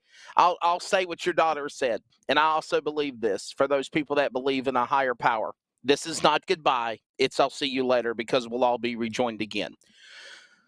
All right, I got that out of the way. Charles, have we got Cody Griffin? No, we do Where not the have. hell are you? I don't know, but I found you another guest if you want him. If you we don't have Cody Griffin. Come We on, do it's have not that Alpha. bad. It's not that bad. It's not that bad. You hurt my feelings now, Charles. Okay, seriously. He's pretty famous, so put your ass back on the camera. Okay, go ahead. Put yourself back on camera. Again, I drank too much milk earlier. You did what? I drank too much milk earlier. You're not lactose intolerant, are you? If Oh, you are, not. If I am, I'm in trouble. Where's Cody at? I'm right here. Not you. Listen, you're Charles, okay? You're Charles on the air. You're Cody off the air, okay? In producer mode. But Cody, where are you? Hello. We may have an extended time here. Oh, my goodness. Hey, it's your saying. When you're live, you're live. By the way, we're still waiting on the brown man to come, or brown truck to come, I guess. I don't know if the man's brown, but I guess he could got a tan. But no, we're waiting on UPS to come so we can fix our stuff for LSRTV too. So, lots of fun things happening today. He says, hey, man, I'm on here. I can see you. Well, tell him to turn his camera where he can hear us. So then in that case, we don't have audio or visual, but he can see us somehow. Turn your video and camera and mics on.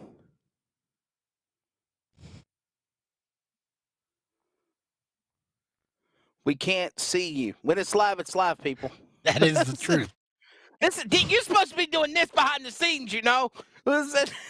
Well, I would, but, see, here's my phone. I got a phone, too. But, see, somebody, the host of this show didn't include me in the group text this time. I didn't really do a massive group text there this you time, go. man. See? I basically just sent everybody one by one single file, so. It's his fault. Yeah. Not mine. Yeah, well, honestly, I sent the same information that I always do. It's very simple. It's layman's terms. It's not that hard. I mean, he's late, though. We're about to skip into our next guest.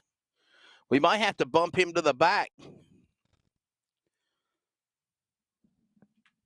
I just sent it to him again. Coming up next is going to be, of course, coming up after Cody Griffin will be Brandon Clements. And listen, I want to say something here, and I kind of was talking about it on Finish Line, Charles, before we got off subject of mentioning the passing of my friend Paul Rondell. These guys work. They got full-time jobs. They're weekend warriors, as I say. We got some of these people that we've had on Finish Line, from like NASCAR to ARCA drivers or dirt super late model guys that compete on a full-time basis with the, World Outlaws, Lucas Oil, or the Sprint Car Series or something. But for the most part, Charles, these guys are weekend warriors. They race at tracks across America, and then they get up and they go to their 9-to-5s, or they go to their full-time jobs, or they go to their businesses, construction, whatever it is that they do. So, they got to sometimes fit our show, our universe, finish line into their world. And you know, I know that, you know, maybe we need to text them. Maybe we need to do a thing where we do a courtesy text to let everybody know. I used to do that at the top of the hour before we go live to let people be reminded. Maybe I need to say, hey, man, hey, you're coming up next. You're the next guest. I don't know. Your take on that? Have we got Cody yet? We do Is he not. in the box? I do not see audio or visual yet. Well, I just texted him the information again. So see, I'm gonna let. No, that wouldn't matter. Let's see if maybe we had him connect to guest 3 now. I'm gonna bring in. We did with that now. Try to see if he can connect to guest 3. Can we get him that one? He said you should see me. I should be connected as guest number 1. So hang on a guest minute. number Let me try it again. Oh, hang on. Yeah, we got him. See, that's on you. Well, he's guest 4. I figured he'd be connected to guest. No, listen. No. Hear me out. This is the problem, and this is our communication factor not broken down, and I apologize. Basically, what I did was 1 through 3 was audio only because they had to work. We couldn't have them on video. So what I did last night, Charles, is the VMix links for being on video. I just did with the 4th, 5th, 6th, and 7th guests as 1, 2, 3, and 4. He boo-booed me, y'all. He boo-booed me. Yeah. I mean, I see what you thought. You thought guest 4 was going to be who you're looking for. Yeah. But it's actually guest 1. Well, that's on us then. Let's bring in Mr. Cody Griffin because he did it right. Any day now, Charles. There we go. He's ready to go. Oh. Cody, all the while, is probably in that damn van just going like, I'm right here. Why are you talking about me? You're not, yeah. Oh, my God. I'm so sorry, buddy. Oh, man. Y'all are good. Cut the AC on, brother. Yeah, I know, right? I was sitting here. I was like, I see them. I'm right here. That is a technical error. Hey, I'm digging those shades, brother. You got some shades like I got. Yeah, Oakley's. They're pretty nice. I like them. They are. Man, hey, listen. Congratulations to you, Caraway Speedway. You know, I talked to you on PA and Caraway TV on Saturday night, but how has things settled in after having about 72, 96 hours to realize what kind of a crazy race that was on a full moon Saturday night, and you luckily won that? I tell somebody, and I told Jason Poole this yesterday, Cody Griffin winning at Caraway Saturday night in the Challenger race was the equivalent of what happened between Chase Briscoe and what happened between Chase Briscoe, Tyler Reddick, and Kyle Busch winning the Bristol Dirt Race on Sunday. Honestly. Yeah. I mean, pretty much. It was a good race. I enjoyed it. You know, we won 6 races last year, had a really good year, won 2 at Caraway, I think, 2 or 3. I think I might have won 3 there last year, but Caraway's always been a good track to me. It's 15 minutes from my house. But I remember in that race thinking with the 52 and the 56 in front of me, they were a lot better than I was. We were a 3rd place car, if that. We struggled all day with corner speed and, you know, all that kind of good stuff. And I remember coming to that restart with 4 to go, and I knew it was going to be wild with all of us kind of bunched up together because we were they would get away from me when we would take the initial start, but after that, we were kind of running close to the same time. So I knew it would probably get pretty dicey. And I seen the 52 get loose, and I seen the 56 put the nose in under him, and I thought, this might not be good. And sure enough, the last thing I remember seeing was the nose of the 56 car crawl the 52 car, and I just gassed up and went on, and that right place, right time. Sometimes it's better to be lucky than good, I guess. And listen, Cody, I had some people that were literally pissed off at me, and they were like, well, you're bashing these drivers. And I was like, well, first off, I never did that at all. I never said anything about how stupid somebody was or why did he make that dumb move. The only thing that I said is, in regards to Alan Vance, you cannot drive a late model or a Challenger like a U car. And that's honest truth. That's fact, Cody. They're smaller scale cars. They're lighter weight. They're a different body shape. And if you bonsai with a late model car down inside of a corner, 9 times out of 10, you're going to find your ass in the concrete or bouncing off and taking out other cars. And that's the equivalent of what happened. When this happens, Cody, you said, oh my God, here we go. Was it like slow motion when you saw all this going on, or is it like everything's coming at you really quickly and you know you got to make a fast move? Yes, it kind of is slow motion, I guess, especially when you're right there at them. Because, I mean, I was right there, and I thought to myself, I was just waiting for him to come right back up in front of me. And I was like, this is either going to go really good or it's going to go really bad. And luckily it went my way. So was it the oh shit, oh wow, I got through this moment whenever you saw the car get through up on the outside, you cleared them? I mean, was it that moment right there where you were just like, oh, that's a sigh of relief. Oh my God, I'm in the lead. Well, I'll probably get a little bit of crap for this because I know both of the drivers that were in that wreck, but Sure. Truth be told, I made it by the wreck, and as soon as I made it by the wreck, I went through 3 and 4, and I seen the caution lights come on, and I kind of looked up in the mirror, and I was coming down the front stretch, and I was like, yeah, I think we're going to win this race, you know. But just kind of count my eggs before they hatched, but, you know, luckily it ended up that way. But, that's kind of was my thought process. I was like, man, we might do this. So that was pretty cool. Well, I know there was a lot of people that were certainly rooting you on and cheering for you for sure here. Hey, stand by. My producer, who had you off the grid for at least 20 minutes, has now got a question for you here on Finish Line. And by the way, it's my fault. I had him as guest 1. He was thinking you were guest 4. Go ahead, Charles. So everybody knows I ask the silly, dumb questions. So my question is, it's lunchtime, so we're talking food here now. We see you got a Mountain Dew there, so if you have the choice, you're sitting in Victory Lane. Do you want a cold Mountain Dew or an ice cold glass of milk? What? Definitely Mountain Dew. I like my Mountain Dew. Well, darn, and no one ever says milk anymore. Well, I'll just say this. Dew. Don't ever try to run the Indianapolis 500. Yeah. Well, no doubt. That's the signature thing is if you win the Indy 500, you get to kiss the milk or not kiss the milk. You get to drink the milk in Victory Lane. So for sure. Yeah. All right. My so, hey, Cody, likes milk. Yeah. So Cody, what do you do? I see you're in kind of like a business construction van, or not a construction van. It looks like a delivery van. What do you do full time during the week, brother? I work for a company delivering big rig parts. Just kind of delivering parts. My route's Winston, so I run all around Winston, and then get off work, go to the shop, work on the race car. Which, granted, that's kind of about to change a little bit. I think you heard at the racetrack. Soon to be father. I got a little one on the way. Yes, so yes, congratulations, brother. Appreciate it. Me and my girlfriend are super, super stoked about that. So I'm really looking forward to that, and I'm just going to race as much as I can. I mean, we were really fortunate last year.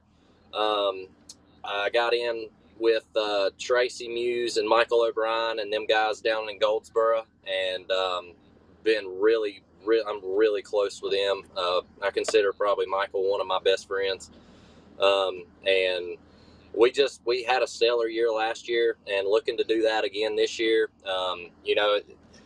It's kind of, I know you see it because you're around racing all the time. It's gotten to the point where racing's never really been cheap, but it just keeps getting more and more and more expensive. So kind of having to go as fast as my pocketbook will allow me or my wallet will allow me to go. But hopefully we'll pick up, if we keep winning some like this, we can pick up some really good sponsors, I'm hoping, and start racing more and more and more. Hey, that's definitely one of the things, and I will tell you, get ready for your life to change for sure, brother. Because I mean, when you in a good way. I mean that in a good way, but things change when you and I was talking with somebody about it here on Finish Line. the other week ago, as a matter of fact. He was talking about having a child and talking about just life being good and things change. And I will tell you this, when you become a father to a young girl or a young boy, twins, triplets, whatever God blesses you with, your life changes. Your girlfriend or fiance's wife changes, because everything you do from this point forward in life, it is based on that child. Everything that you set out to do, everything that your name's on, everything that you try to succeed in, everything that you fail in, everything that you learn from life, when you have a child, it is based on their future. And you just look at life so differently. I mean, I have one son, my son Nathan. He'll be 15 in July 13th. He was actually born on a Friday the 13th, believe it or not, of 2007. And what did you say, Charles? He and you know, I wouldn't trade it for the world. So definitely, man, congratulations to you. Have y'all found out yet? Is it a boy or a girl? We have not. We're going to do the gender reveal. We're going to do. She told me that I could choose how we wanted to do the gender reveal. So Gotcha. We're going to do the blue or pink smoke. I haven't decided whether we're going to do it with the just cranking the car up, or whether I'm going to do a burnout. We don't know yet. We're still working stuff out, but we're going to have a bunch of friends and people that mean a lot to us there for that. And she's wanting to have it on Halloween. She's technically, her official due date is October 27th. She wants it on Halloween so bad she can't stand it. So she wants a. My producer just said we don't want to have another Michael Myers. Are you serious, Charles? Are you serious, man? Listen, it's he's crazy horrible. because, okay, ignore him. Go ahead. My favorite holiday is Christmas. I've always loved Christmas. Stephanie's is Halloween. I don't know why, but hers is Halloween. Listen. And everything's good here. And I just wanted to show everybody real quickly. This is my son, Nathan, by the way, for people that don't know. And he's done a couple of broadcasts with me before. You see how he looks just like me? Like, literally, we're like twins. Like, seriously, there's no denying that right there. So, yes. But no, man, listen, Cody, congratulations to you. Let's go back to racing, bud. I followed you the last couple of years, and everybody that I've ever talked to have said, listen, this kid's the real deal. If things can just work out right and he can get in a car, he's patient enough, he's got the drive, he's got the determination. But I think the number one thing here is the word patience. You don't try to drive in there and do something stupid. You literally process everything, as you said, in slow motion before something fast comes at you. And, I think if I'm remembering your story when we talked vaguely last year, didn't this come off of iRacing? Didn't you get into racing from iRacing? Yes. I started iRacing when I was 13 or 14 years old. And I honed my skills on iRacing, and I raced till I was 17, 18 years old. Well, no, I was older than that. I was like 19 or 20. Dad bought a late model, and granted, it was Charger, but, Dad bought a late model, and, everybody's like, man, there ain't no way. He ain't never even drove anything other than a go-kart. This ain't going to work. This ain't going to be good. And, I will give iRacing a lot of credit because, it teaches you car control. It teaches you to hit your marks, to be consistent, how to react, in certain situations. The only thing that it was a learning curve for me and took me time to learn was really just the feeling of the car, because late models, you kind of got to hustle them at times, and you got to drive them sideways. And I mean, the biggest learning curve for me was learning what that line was that you couldn't cross. I remember the first few times I felt it step out with me, I was like, or even when I was going slow through the corners in testing, they're like, you got to pick your corner speed up, you got to get in the gas harder. And I'm like, man, this thing's gonna spin out. And they're like, no, it's not. Just trust us here. And for sure, Pete Stewart's my crew chief now, and a lot of people know Pete from back in the day. He was a good hard racer at Caraway and He's stuff. got awesome credentials. Credentials. Yes. Yeah. And Pete, I think I still drive Pete nuts sometimes because, I'll tell him, I'll be like, he'll ask me, car neutral, is it tight or is it loose? And I tend to drive a loose race car. I just like the feeling of a loose car. And I'd rather not drive a tight car if I can help it. And, he'll ask me sometimes in practice, he's like, you loose or tight? Or I feel pretty neutral. And he's like, well, you look free because I can see the whole right side of the car coming out of the corner. And I just always bump him in the elbow. Loose is fast, Pete. You ought to know this. I'm always loose, man. I like to be loose. Yeah. Don't tighten me up. I want to be loose. Well, Pete's got a lot of experience, and he really knows the stuff. He's helped me out a ton, and I look at him like a second father. So. Definitely. Hey, listen, so dirt, have you ever considered wanting to get into dirt racing? Are you happy, content with pavement? Dirt. I think dirt is cool, and I'd love to try to maybe like test a dirt late model or something like that. I don't have access to one, but I'm down for anything. Don't drive it loose. I just give you advice on that. Don't drive it loose. So yeah, but I'm down for anything, man. I like to race just about anything. I'd probably race wheelbarrows if I had people that would do it with me. I just like racing. I don't know. Go. I heard that. So let me ask you a question. You got a baby on the way. If it's a boy or a girl, are you going to try to give that niche to get your child into racing, or are you just going to see how they develop in life? And if they want to be into racing, then it'll just happen naturally. Well, the way I see it is, Wes, I'm going to do this stuff for years to come, and I'm going to do it until I'm physically not able to do it no more. And there you go. If they take interest to it, I would love nothing more than that. But if they don't, that's okay too. But I hope they do get interested in it. I would love nothing more than my daughter or son to get interested into racing. Mama says no late models until they're over 18, but we're going to try to change that. Oh man, for sure. Cody Griffin Racing 37 on Facebook. Cody Griffin on Facebook as well. You can follow him on all those social media handles. Cody Griffin 37. Was that your go-kart when you were racing go-karts back in the day? Is that where did the number 37 come from? And now you're in the 03. It should be, if it's 37, it's just default Facebook because I've always ran 03. Even on iRacing, I ran 03. Damn Facebook, damn liberals. Technology, man, does it every time. Oh, yes, sir, definitely. Hey, listen, so you've done well at Caraway. What has this been like? I know you won the race last year. That's when I first met you and talked to you because you won that race there. And then, of course, you've won at Wake County Speedway. You've won at Ace Speedway. You've ran at Orange County Speedway. You've ran big. I mean, what is your favorite racetrack? Where do you like to race at?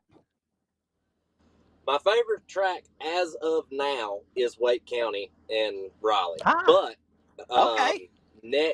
Not this weekend, but next weekend, the 61 Goldsboro crowd, Michael and Tracy and all of them, have talked me into going to run Carteret County next weekend. So I'm going to go down there and try that. And Michael tells me that that's a flat track. I love flat tracks. So I might be having my new favorite track coming up next weekend. We'll see. Well, listen, Carteret County Speedway is a premier facility. Flat track definitely is definitely one of the words. It's interesting.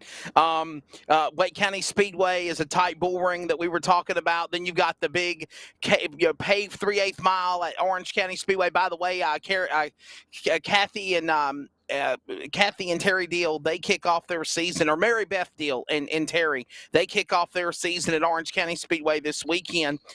Wake County Speedway fires back up after a 3 weeks off next weekend, so that'll be an exciting race. So are we going to see you at Wake County Speedway any this year? Because, I do some of their racing announcing there.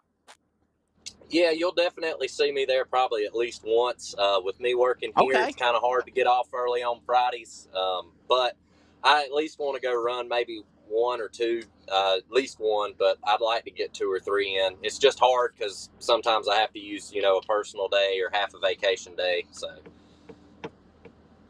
Gotcha. Well, listen, buddy, we're going to let you go because honestly, I believe we're trying to get Brandon Clements in. Have we got Brandon yet, Charles? Do we have him in the box? No. I'm gonna text him again. Well, remember he should be in number 2, Charles, so you don't get your number. Don't become dyslexic. You got. He said I got it this time for sure. So definitely. Well, listen, Cody.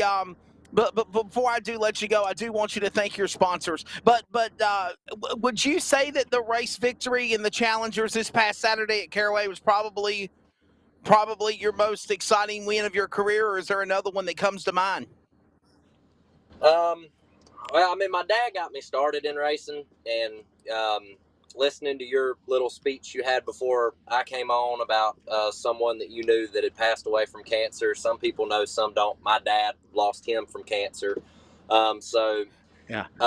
When I got my first 2 wins, it was after Dad had passed. So those were a really big deal. But we went to run the Thanksgiving Classic at Southern National last year, and ended up getting into a wreck in practice and really messed the car up bad. And so Caraway was the first race, first racetrack I've ran this year, since that bad wreck. Right. It's the first time I'd been in the car. And, it was just good to get back in the car and for me know that I could still run, still competitive, still get it done. I hate hearing people talk about after somebody has a bad wreck like that, well, he ain't as fast as he was. He ain't the same, this, that, and the other. And I wanted to go ahead and get that crap out of the way and make sure that wasn't in the picture. So it was a relief to me to know that I could still do it and, get all the haters off my back. It was good to be back in the car. Pete was at the beach camping, of all places. The crew chief wasn't even there. And it was also good to get the win just for, me and Stephanie found out we have a little one on the way. So to win, knowing, after finding that out, that was cool. So it was a big deal. It was good. The first win of the season, I think, is always a pretty big one. And, if you can get that momentum rolling, you're dangerous in my opinion. So hopefully we can keep it rolling. Cody, if I remember now, I actually talked to you vaguely at Southern National at the Thanksgiving Classic, and I remember that you weren't hurt. Let's just put that out there. You weren't hurt, but you were sore because you took a pretty hard hit in the wall. I mean, you were walking around under your own power, but your body was definitely feeling it for sure. And I remember and you just talking vaguely, and you said to me, you're like, man, Wesley, I don't know if I can recover from this. Like, this is, and sadly, am I being honest, Cody? And I don't mean to take up more of your time because we got Brandon Clements coming in the hot seat next year on Finish Line, another first-time guest, and he's been kicking ass in mini stock racing all over the Carolinas. He won when you won this past weekend at the Caraway, but literally, would you say that maybe the race car drivers need to become a little bit more conservative in today's generation of tearing cars up, putting yourselves on rollbacks and tow trucks because of the shortage of tires, because of the shortage of race car parts, the kind of racing that we saw that you won Saturday at Caraway, not that you were a part of it, but they need to look at the video and say, guys, listen, we need to take a step back here, or we're going to end up going from 20 Challenger cars down to 5 every week, and the fans ain't going to like that. Well, I mean, if we're talking honestly, Wesley, I think you're already seeing that. I mean, you get on Facebook quite often. You go into racing groups and you see, I mean, it's race cars for sale out the ass, and I mean, it's gotten so expensive. And to your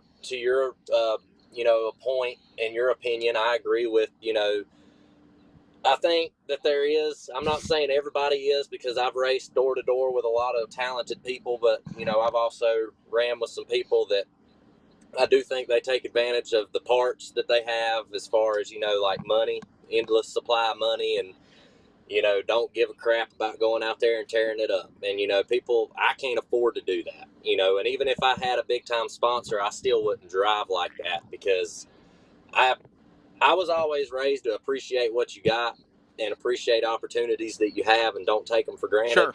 And, and my car is nowhere near $80,000 or $90,000 late model, but if it was, I wouldn't go out there and act like, I got money, or, I can tear up what I need to tear up to win. If I can't win a race clean, moving somebody out of the way to get by them, coming to the checkered flag or something like that, that's racing to an extent. But, just flat out dumping somebody, or, turning somebody, right rearing somebody, I can't get behind that. Sure. And I don't race like that, and I never will.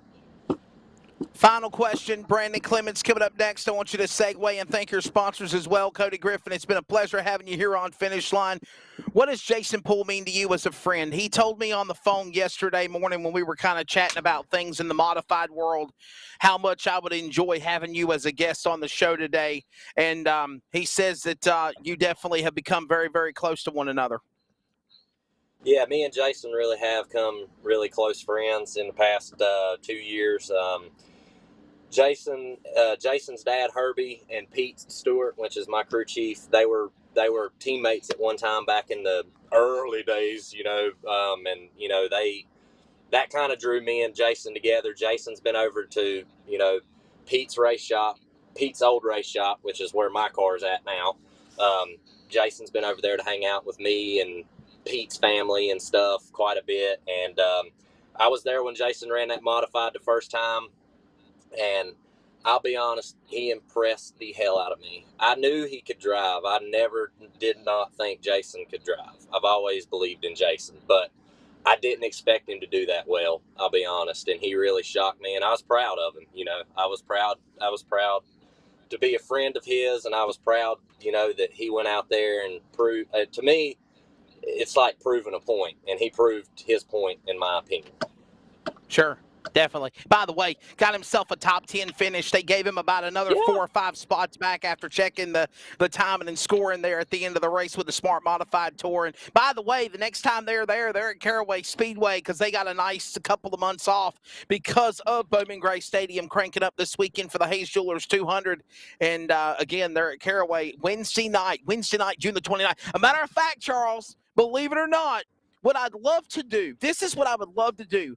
I would love to find a way to do Finish Line and actually do live on location and do it via camera, and maybe have Charles producing it, but maybe having Cody Griffin, maybe having the modified guys like Burt Myers or Jonathan Brown from last week, and even maybe the local racers like the late model guys being on set live on location at Caraway Speedway. I would love to try to find a way to do Finish Line live from the racetrack on Wednesday.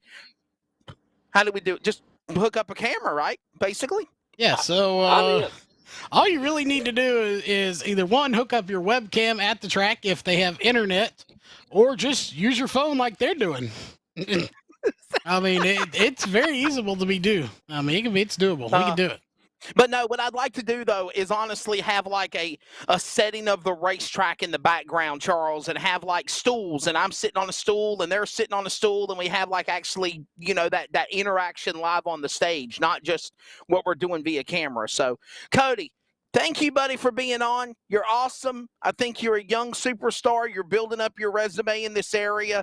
Congratulations to you, and I'll see you when I see you again, brother. Thanks for being on Finish Line. All right, thank y'all. Say thanks to all the sponsors we have: 2 Tenths Designs, Trinity Swamp Rats, He'll Fix It and Repair, and ERE. And looking for more sponsors. So anybody that wants to come on board, shoot me a message, email, something like that, and we'll get everything hooked up. But Wesley, appreciate y'all having me on, and I'll see you at the track soon, buddy.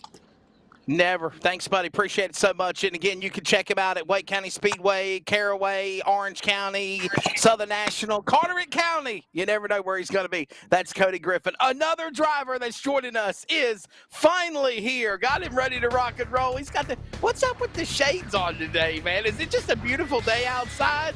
I'm wearing my damn prescription glasses, Back to Finish Line, and first time ever being on the show, but somebody I've known God, as long as I've been chasing this career as a broadcaster, I've known this kid in race cars. And, I mean, I've seen this dude kick ass and take names in a late model, a Pro Cup car, a late model car, a mini stock car, dirt, pavement. He's done it all. And somehow, some way, he's took a dirt mini stock body and he's made it work for both dirt and pavement. And he has just been on a tear in the Carolinas, the driver out of Swansboro, North Carolina, Brandon Clements. Brandon, welcome to Finish Line, friend. First time on the show. Yeah, man. Thanks for having me on here. Bring your phone just down a little bit. We got more of the roof in front of you. The roof is on fire. There you go. Kind of set it. There you go. That's a lot better. Now we can see all of you. Hold it. Hey, do what now? Well, don't hold it in. Don't put it. You can mount it. You can mount it. Go ahead. Don't. Yeah, you can mount it. That's fine. Hey, listen, man, this year, what a season. Would you probably say that this 2022 year start, the first couple of months of racing, has probably been the best for Brandon Clements in winning? Yeah, man, it's been really good out the gate. We had some bad luck to start with. I feel like we should have a couple more wins, but stupid little parts failures and inverts and a couple other things, but I can't complain. We to go to different racetracks and be fast off the trailer and just have a good car every week, man. I'm just blessed to have that. And you are literally going to racetracks including Florence, Dillon, Caraway, Wake County, Southern National, Carteret County, Goodyear, you name it. So far, you've been there, and 9 times out of 10, that purple, white, and black number 7 machine, Graphics Unlimited number entry, is in victory lane. Yeah, man. I like to travel. I hate getting stuck in points drama and stuff. I like to support any racetrack we can. Brandon, let everybody know here on Finish Line, because this is your first time on the program, how you got your career started, bud. So my dad started the mini stock stuff back in the 90s at Southern National, and I was just a little kid walking around and hanging out with the whole race team. And my dad passed away in 2004 and kind of took the reins after that. And really just kind of went from there. That's where the mini stock passion comes from. That's what he was really into, and just try to keep his team and dream alive. With your credentials, Brandon, you've ran in Pro Cup, you've run NASCAR, you've run late models, limiteds, and mini stocks.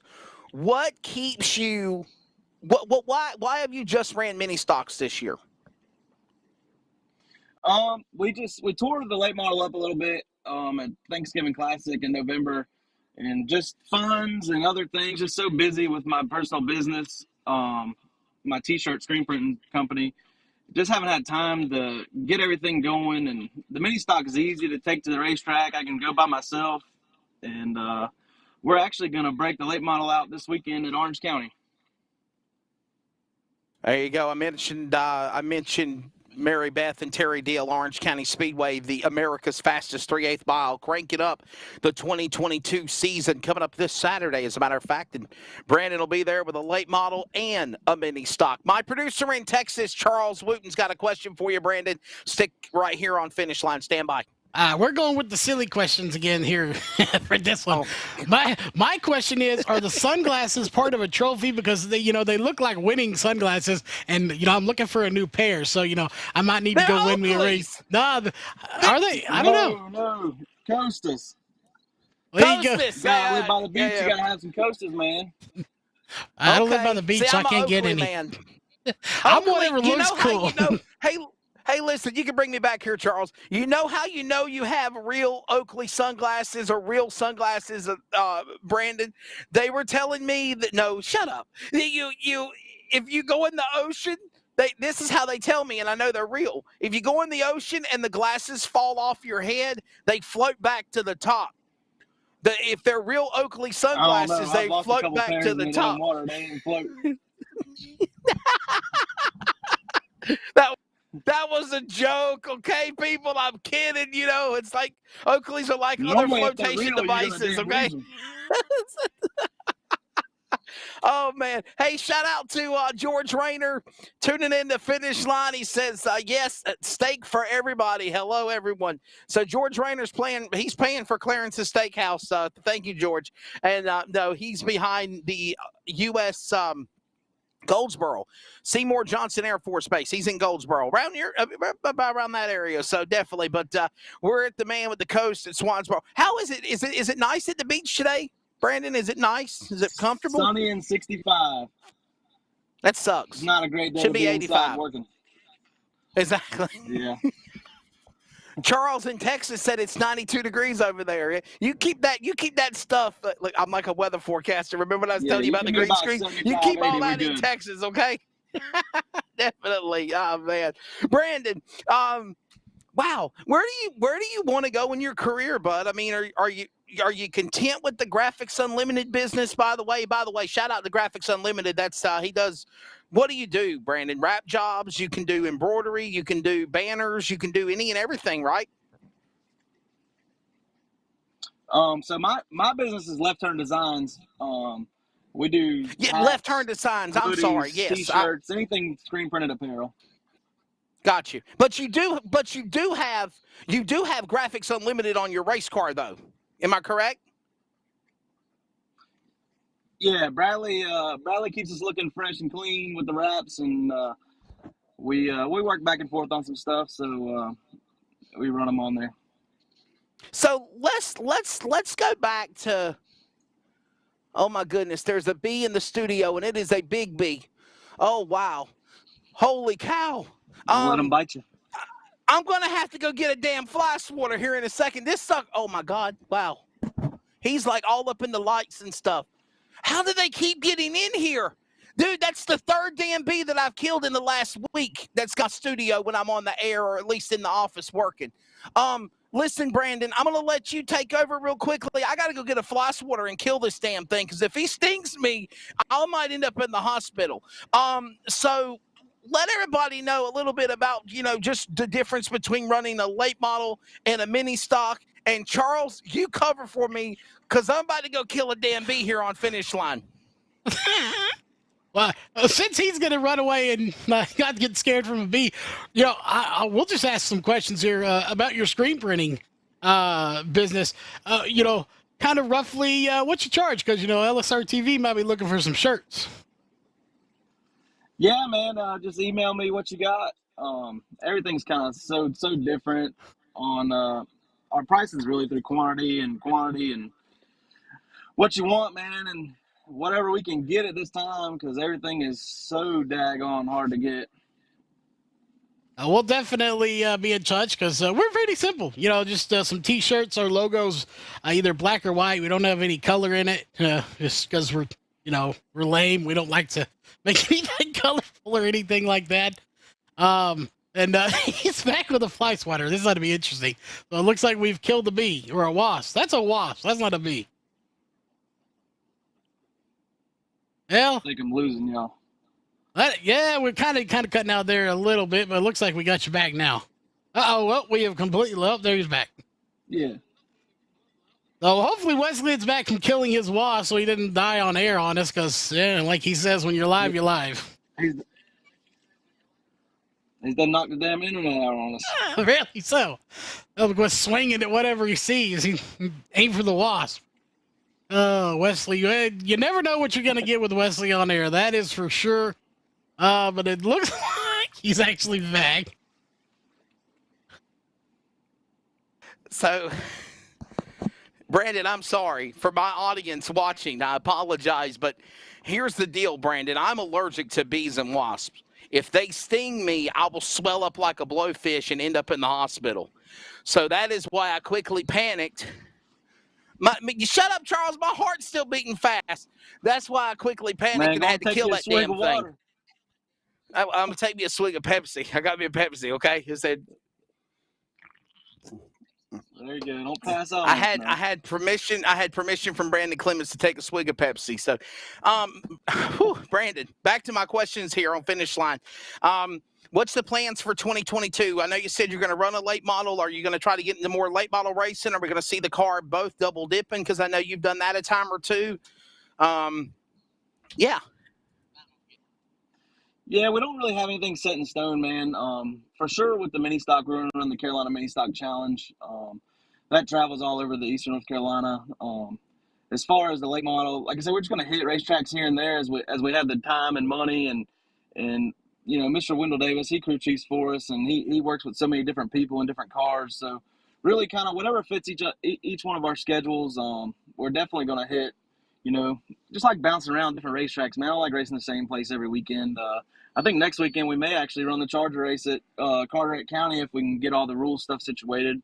Like I say, Orange County this weekend, and you don't ever know where we're going to go after that. Final question, and I'll let you. You got another question, Charles? Charles, go ahead. He's got another question for you. This one hopefully doesn't turn into a long-winded one, but I've been talking to other people about this lately, about rules. You know, with all the shortages and all this and that, do you think now is a good time for these tracks all over the country, and at least in, you know, a relatively area in that state, whatever, to get on board and just run the same rules, you know, whether it be, you know, one set of tires is what you can run, or two sets, or, you know, you got to run, you know, used tires, to get a rules package that is all the same across the board. Because of all the shortage, is it a good time to, you know, get these rules kind of uniform across the states? Yeah, in a perfect world, yes. That would be awesome. In a perfect world, that would be awesome. It is kind of crazy, man. Just a little different rules here and there. I mean, it'll keep you from going to certain racetracks because, you know, people don't have the money to spend on, you know, changing carburetor or shocks or, you know, sway bar, whatever the different rules each track has, man. It's just too many motor rules, too many, you know, it's just the list goes on of the stuff that's, you know, you got to change from track to track. But, you know, a lot of local tracks have kind of worked together and gotten a little closer on the rules. But like I say, that's a never ending topic there. Hey, Brandon, so I want to get your thoughts on this, because I know you were there at Caraway, and we had Cody Griffin on this past just a few moments ago. Coming up, Andy Jankowiak talking about the NASCAR and the ARC at Talladega, our final guest here on Finish Line. What was your take of what happened with the whole Challenger racing, tearing cars up, racing aggressively? Obviously, Cody was at the right place at the right time when Enoch McNeil and Archie Adams Sr. wrecked and they were laps down. And then, of course, the incident that happened between Fletcher Whaley and Alan Vance. You've had your run-ins with some aggressive driving. I remember one time you wanted to beat the hell out of Ryan Glinsky because he tore your car all to hell in turn 4 at the Thanksgiving Classic. No, listen, I was there with Racing America. I seen the wreck. And, I mean, I could understand your anger. I understand why you told Steve Post you wanted to rip him a new asshole. Pardon my language. But, like, you know, do you see this aggressive driving causing more low car counts because of it? And also your take of what happened Saturday at Caraway, because you were there. Yeah, man, you know, it's never good tearing race cars up, you know, especially for car counts. You know, it's harder and harder to get parts and get these things back together. A little patience goes a long way, of course. You know, I think I was on the ground, didn't get to see much of, you know, either incident. But just a little bit of patience goes a long way. I think, you know, most of it was racing stuff. But, you know, from, you know, watching replay videos, looks like, you know, wasn't really one person's fault, you know. But I didn't really get to see it, you know, down on the ground. But, you know, patience, you know, keeps from tearing cars up. Well, would you segue, though, that there's got to be a little bit more give and take, at least until you get to the end of the race? Because to first win the race, you first must finish, and then you can kind of put that aggressive into trying to win. Yeah, I'd say, you know, 4 laps to go, it's time to make something happen. But you definitely you don't like seeing race cars get tore up. Well, listen, Brandon, so you're going to be at Orange County. Are you going to run the mini stock and the late model, or just the limited? No, I think we'll let the mini stock sit this weekend. So we're gonna run the limited car and focus on that. It's been a while since we ran it, so you know, it takes a little bit more to run one of those, and a little more focus on, you know, just working on the race car. That mini stock, man, half the time we unload it, we don't touch a bolt on it. So we're just going to take the late model and focus on it this weekend and see if we can't get another win. Final question, and you can segue this into your sponsors. Can you please tell me where the concept came of having that brown jug wrap job color on your car of your late model and your mini stock? That is a very unique color. Matter of fact, while you're talking about it, I'm going to try to find the picture. All right. So back in the late 90s, early 2000s, my dad actually built the little brown mini stock car I have, and the factory color on it was brown. We raced it for like a year and a half without ever painting it. So it was just this old, turd brown race car. Everybody came up with so many names and like just kicked ass with it everywhere we went. So when they got ready to decide to paint it, they painted it brown, and it's just kind of been a staple ever since. And, we took the late model to Martinsville at the end of the year last year and kind of just threw it back to the old brown scheme. And we may come out with something different in the next couple of weeks on it, but it was just a fun little throwback thing. Brandon, you got too many damn pictures on your Facebook, brother. Hang on a minute. I'm trying to find it here. Let's see here. Wow. Okay, there you go. There might be a good. Well, that's actually the night of the fight between him and Ryan Glinski at Southern National. But actually, that's probably the best looking picture of that car that I can think of. Brandon, I'm not trying to bring back any bad memories. There's the car right there. Okay, so there's the race car, and as I said, it's a sharp looking color, Charles. What can Brown do for you? Exactly. And by the way, I'm pretty sure Brandon Clements would love and this is when he said he's going to rip the guy a new asshole right there, talking with Motor Racing Network, Steve Post right there. Do you remember that day, the anger, or is it whenever you, and by the way, there's Wayne Goss, and I know you're good friends with him too from Goldsboro. Such a great guy. I saw him a couple of weeks ago at Wake County Speedway, but when the anger sets in, are you just frustrated and you're venting, or do you literally think the next day, has there ever been a time 24, 48 hours later you say, damn, I can't believe I said that, or man, I wish I could take back what I did? Or is it whenever you feel like you're done wrong, you got to be justified in making it right, Brandon? Yeah, I mean, at that point in time, you got so much passion in this stuff.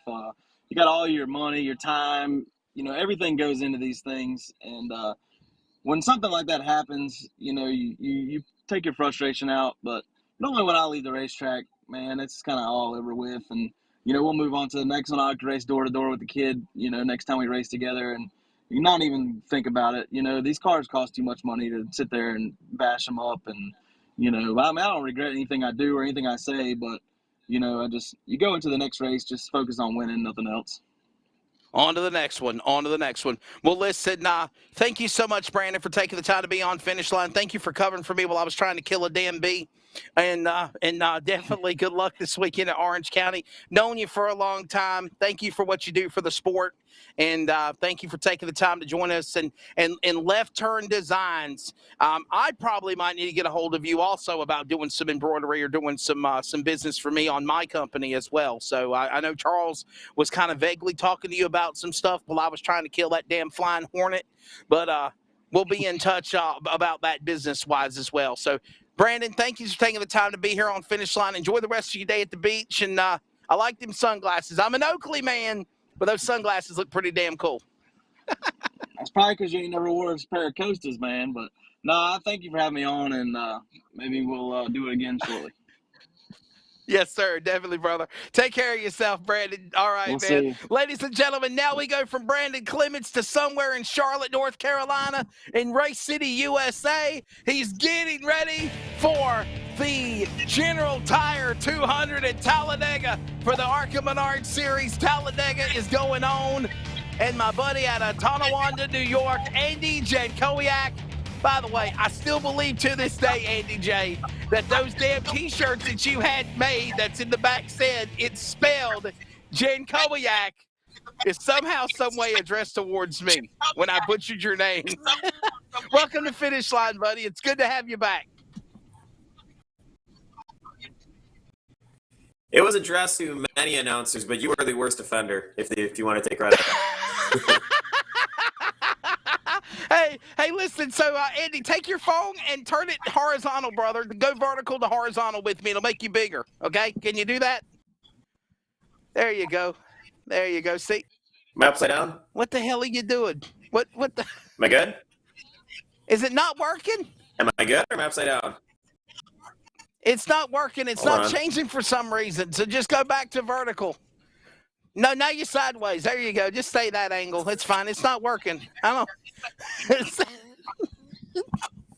Charles is going crazy in the background. It's fine, Andy. Hey, Andy. With technology, but I know, brother. Listen, I got to give you props. Yes, I'm proud sir. of you. The last couple of 5-6 months, you started to come out of your shell with the world of technology and social media. oh yeah, no, I can't even get the thing flipped. So yeah, no, I'm on like a 10-year-old tablet right now. And in Buffalo, by the way, we were scaling the car, we getting everything prepped right here in Buffalo, New York, with our ARC team. So we're pretty proud of that.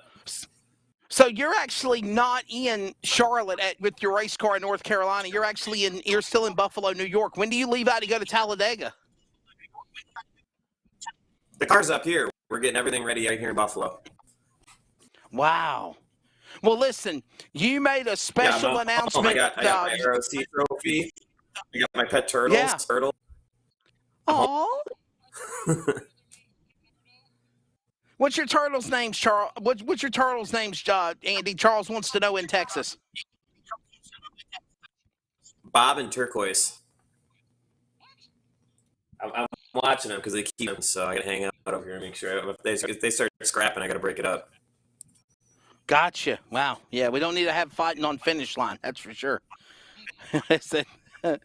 Oh, man. So, hey, listen, how excited are you to race at Talladega? You've got to run at Daytona, but Daytona and Talladega are kind of two totally different animals in ARCA.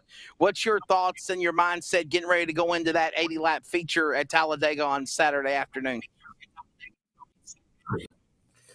Well, it's, last year we went there and we didn't really have the car right, so I'm excited to go back there with all that speed found at Daytona, see what we can do here. A little disappointed they're not doing qualifying this one. Don't really understand why they're doing that now that we're past COVID, so it's a little frustrating. We were 22nd last year, so we're probably going to start somewhere back there. So it's probably going to take us half the race to really kind of get even up into contention. But it might be fun too. I actually just got off the phone and he's going to be starting her back there.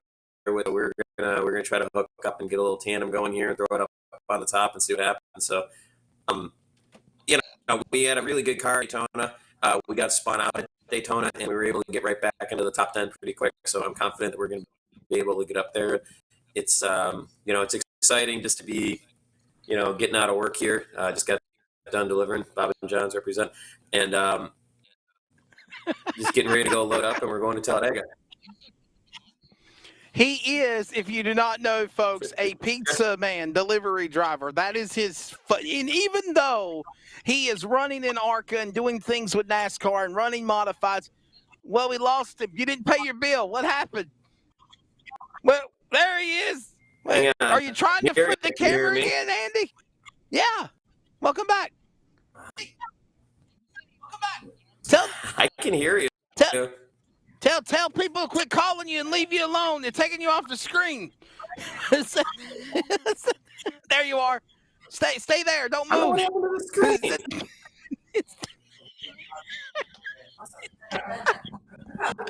The Andy, you're back. Andy, you're back. Don't leave the screen. Listen, my buddy, our producer in Texas, Charles, has got a question for you. Stand by. Well, two questions. One, did you say Papa John's?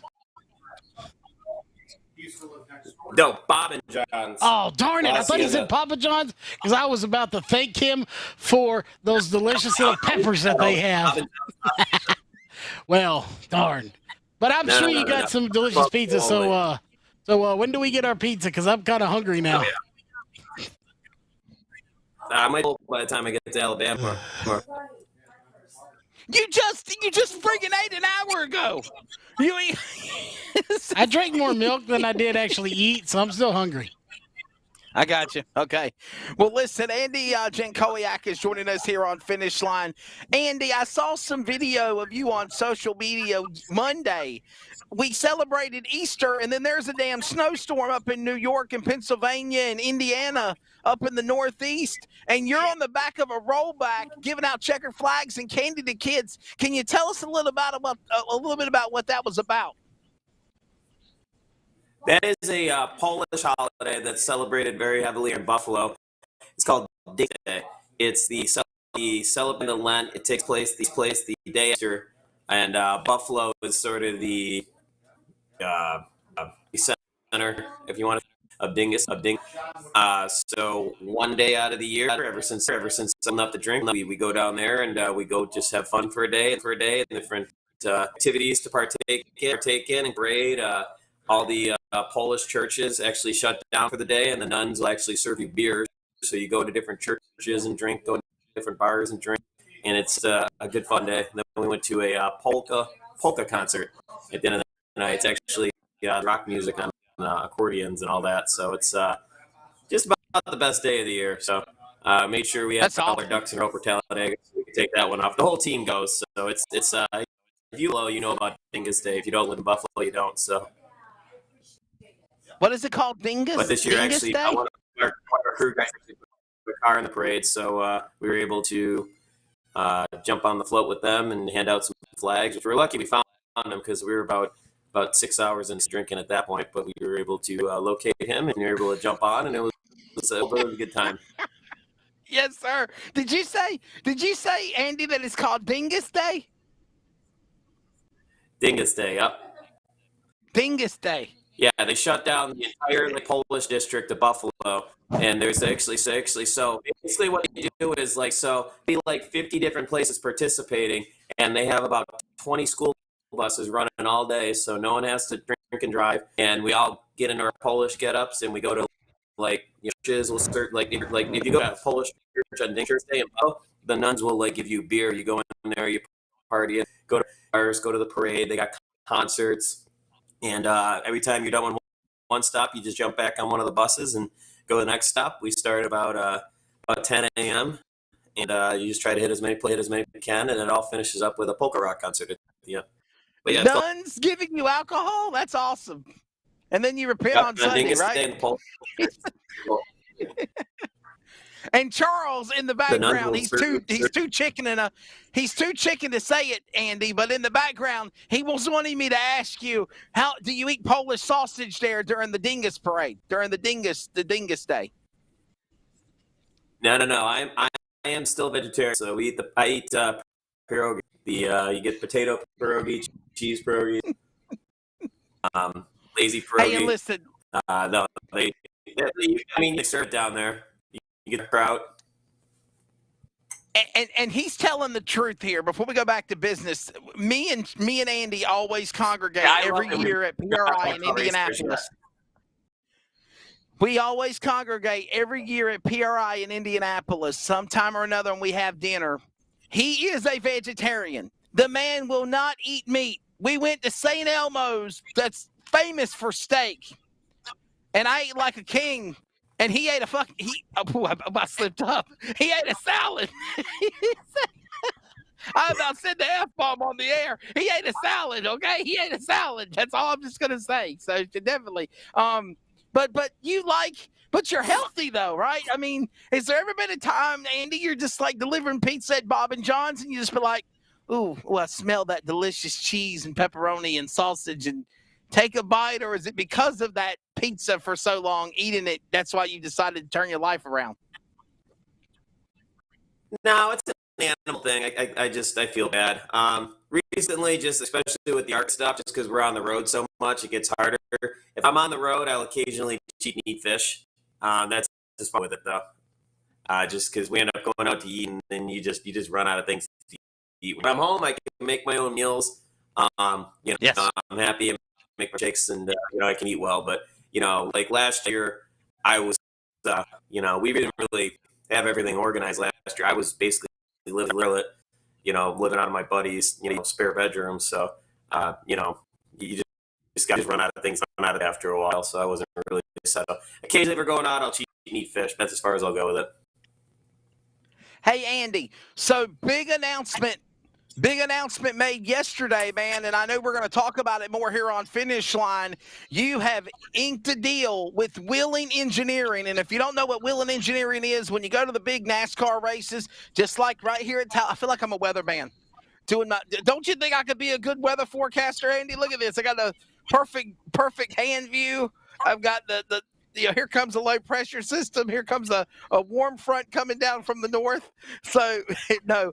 Listen, Talladega, when the caution comes out, the Wheeling Engineering lights come on around the racetrack. They're on sanctioning for the week All-American Series. They used to be. They sponsor their safety and emergency vehicles in NASCAR and other sports. They, of course, have Wheeling Engineering as the modified national sponsor. And now, Andy, Wheeling Engineering, I think you said, is doing a 5-race series with you for this year. That's pretty damn cool, bud. Talk about it. Mm-hmm. Yeah, it's really awesome. And it's kind of crazy just, where I was maybe just even months ago to say that, I'm going to have an opportunity to represent a company like Wheeling at, places like Talladega and Charlotte, Watkins Glen, and all these tracks. It's been humbling, to say the least. It's hard to wrap my head around it sometimes, but we just, it's like I say, everything doing in this ARCA thing since day one has just sort of been like a domino, like one thing after another. We catch a break, which kind of gets us to the next step, and then aren't sure where we're going to go with that. We catch another break, and one of the best breaks that I caught last year was catching the eye of Mr. Ted Marsh, who wanted to help us out with our road course event when we planned on doing that, and having his friendship and being able to be introduced to some inside of Wheeling. I thought it in the off season that we had some big sponsorships that were fill up, and he seemed to think that a good idea to put a proposal together, and I'm sure I put it all down on paper and presented it to those guys, and a vote of confidence from Ted and met people inside Wheeling along the way. Yeah, Jeff Bush, the president, and Peter Tiska. It just all worked out, and we're gonna have an opportunity now to represent Wheeling 5 times. They're gonna be primary sponsor for this weekend at Talladega and Watkins Glen, and then they're going to be on the quarter panel for Charlotte, Pocono, which actually Wheeling has a Wheeling in Kansas, believe it or not. So that's kind of cool. It's kind of cool. We're going to go out there, and I'm about to meet some of the other the associates at the Kansas Speedway for that event, and it's just really exciting. It's a huge step forward for us, and it's something that I think we can build off of. Do you see that, Andy, on the bottom? Look at this. I can't see nothing. My camera shot. Can you see me? Yeah, I can see you, but you don't see the flashlights on the bottom flashing? Well, maybe he can't see it. Only I can see it. I don't know. Yeah, it's just you on the screen, I guess. I don't know. It's Charles with his damn annex on behind the scenes. He does this stuff to torture me every week, Hey, listen. No. My camera shut off. I saw your post. See me. I saw your post on Facebook, and don't change anything. I'm being demanding here. Don't move it too far. Stay right there. Stay in focus. No, Andy. We've known each other a long time, and I know. Hey, yes, what? Yes, We lost him again. What did you do? Me? Hang on. Yeah. Got There me? you go. Welcome back. Yeah, stay right there. Don't leave. Stay right there. I got to keep moving my screen. When it goes into idle mode, it kicks you off. And when it goes into what? Like What when the I hell go into is idle screensaver mode? mode, it keeps kicking you off. I got to keep touching it with my thumb and moving it. It's fun. Look, he's had a flip. Listen, don't laugh, Charles. He's had a flip phone for a very, very long time. Okay, like when did you? Do you still have your flip phone, Andy? Like, don't you have like a smartphone for your smart social posts and stuff? But you still have your. He's pulling out of his pocket right now. I took you, son of a.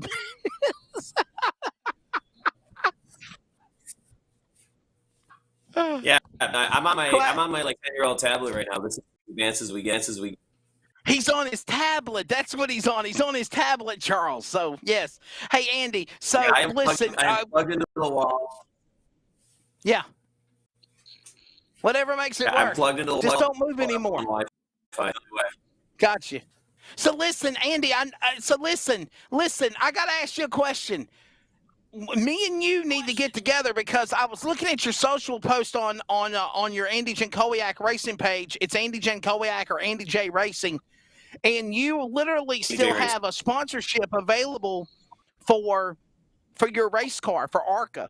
I would love to talk with you about putting CRN or putting Finish Line or both on a race car for a NASCAR ARCA event and have you driving it, my friend.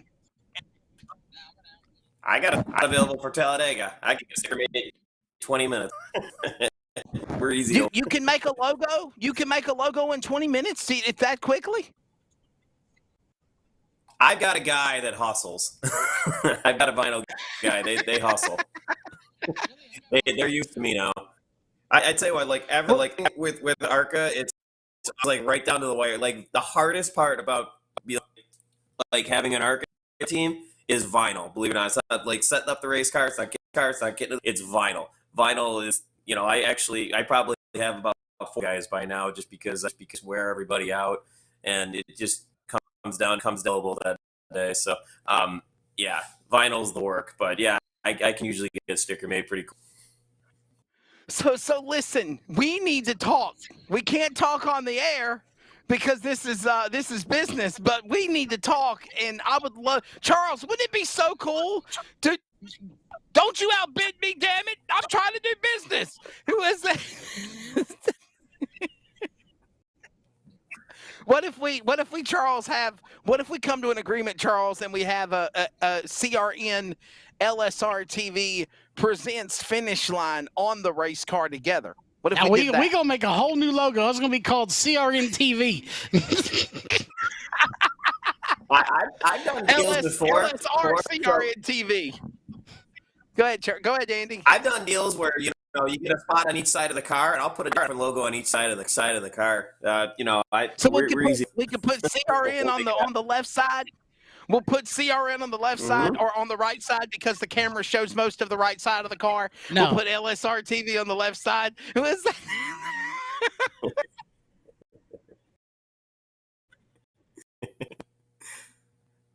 Oh, there you go. I don't know if y'all heard Charles say that or not, but Andy, he said put CRN on the back bumper and let it get smashed up. So, no. Listen, hopefully the plan is to see you up in the front. I don't have time to fix another car. Yeah, I don't got time to be fixing. So that car needs to come back pristine. We're going to put a car cover on it, and we're going to pull it out the week before Daytona next year because we got that much work to do anything else. Andy, you know I love you, right? Yes, sir. And I hate to bring up bad memories, but I have to. Can you tell us about this crazy-ass night right here of what happened a few weeks ago in your life? Which one? I can't see the screen, remember. Okay, so listen, I'm showing a picture of you, Andy Jankowiak, in a friggin' Sidewinder spin up on a catch fence somewhere inside of an indoor arena trying to get through the 93 car. You're bringing up that midget. I knew you were going to go there. You're bringing up that midget race. I knew you were going to go there. Oh. What happened? Yeah, it took me a while to get over that one. We were in position to win the championship if we'd run first or second, and just trying to get it home, and just wasn't meant to be my year this year with the indoor stuff. The indoor stuff got pretty wild this year, so yeah, that was it was a year indoors. It was a year. A lot of it was self-inflicted. A lot of it with the chaos.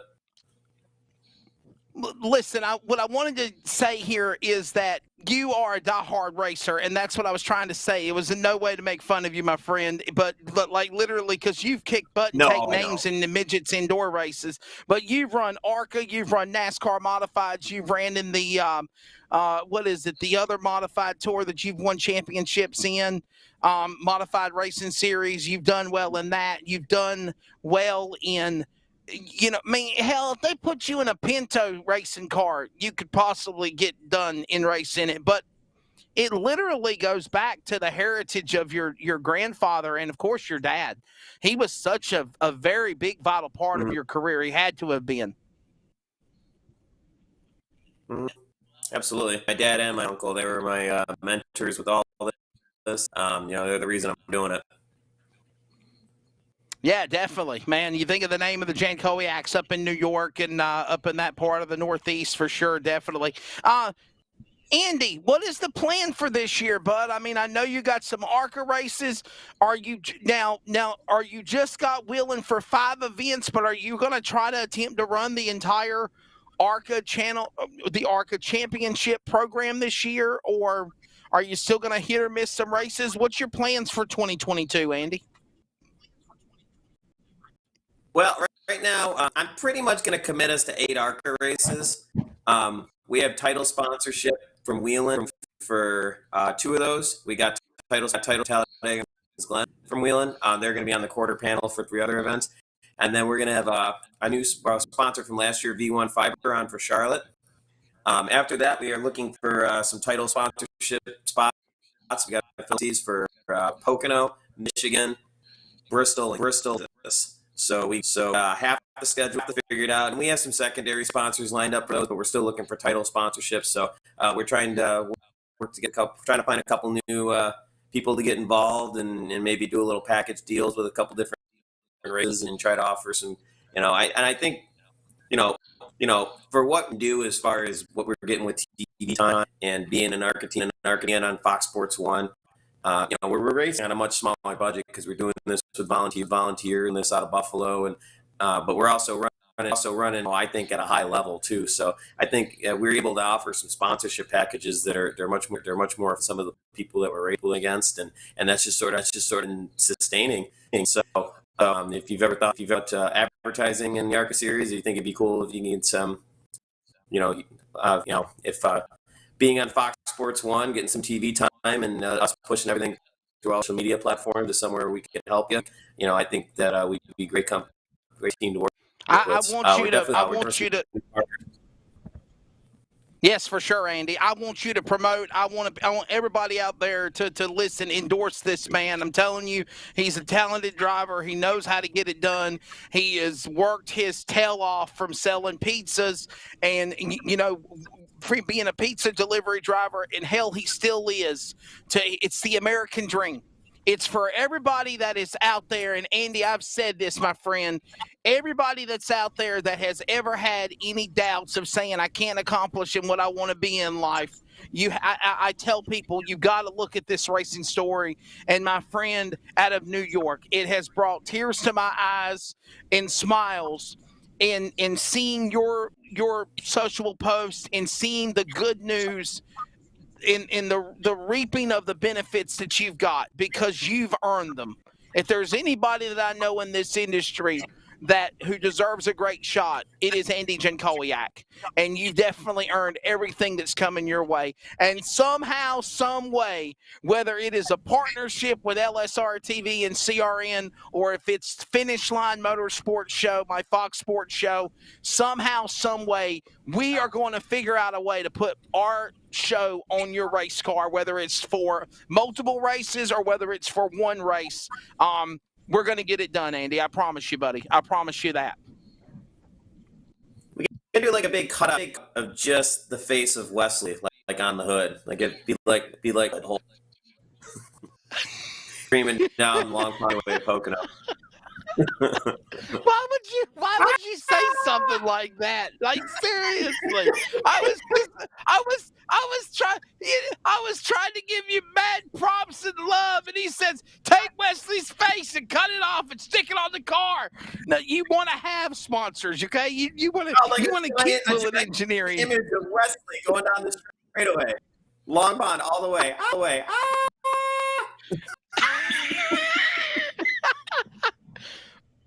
And what if you fly through the Give me air? the That's little not sound going to be bubble. good, right? You're flying with Wesley. How's my Oh, my Wesley goodness. impersonations going? What did you say? Time. Quick time. I'm impersonating Wesley Yes. right now. How am I doing? Quick time. Hey, Charles, what do you think, dude? He's definitely got me down pat. Well, he's I don't judge men, but he's a lot better looking of a Wesley than you. That's for sure. I mean, he ain't got this. Men. I don't know what this is going on in the face, so that's an improvement. I like the sunglasses. What the Yeah, hell? they're nice touch. Wesley, I want a full-on beard on you, Wesley.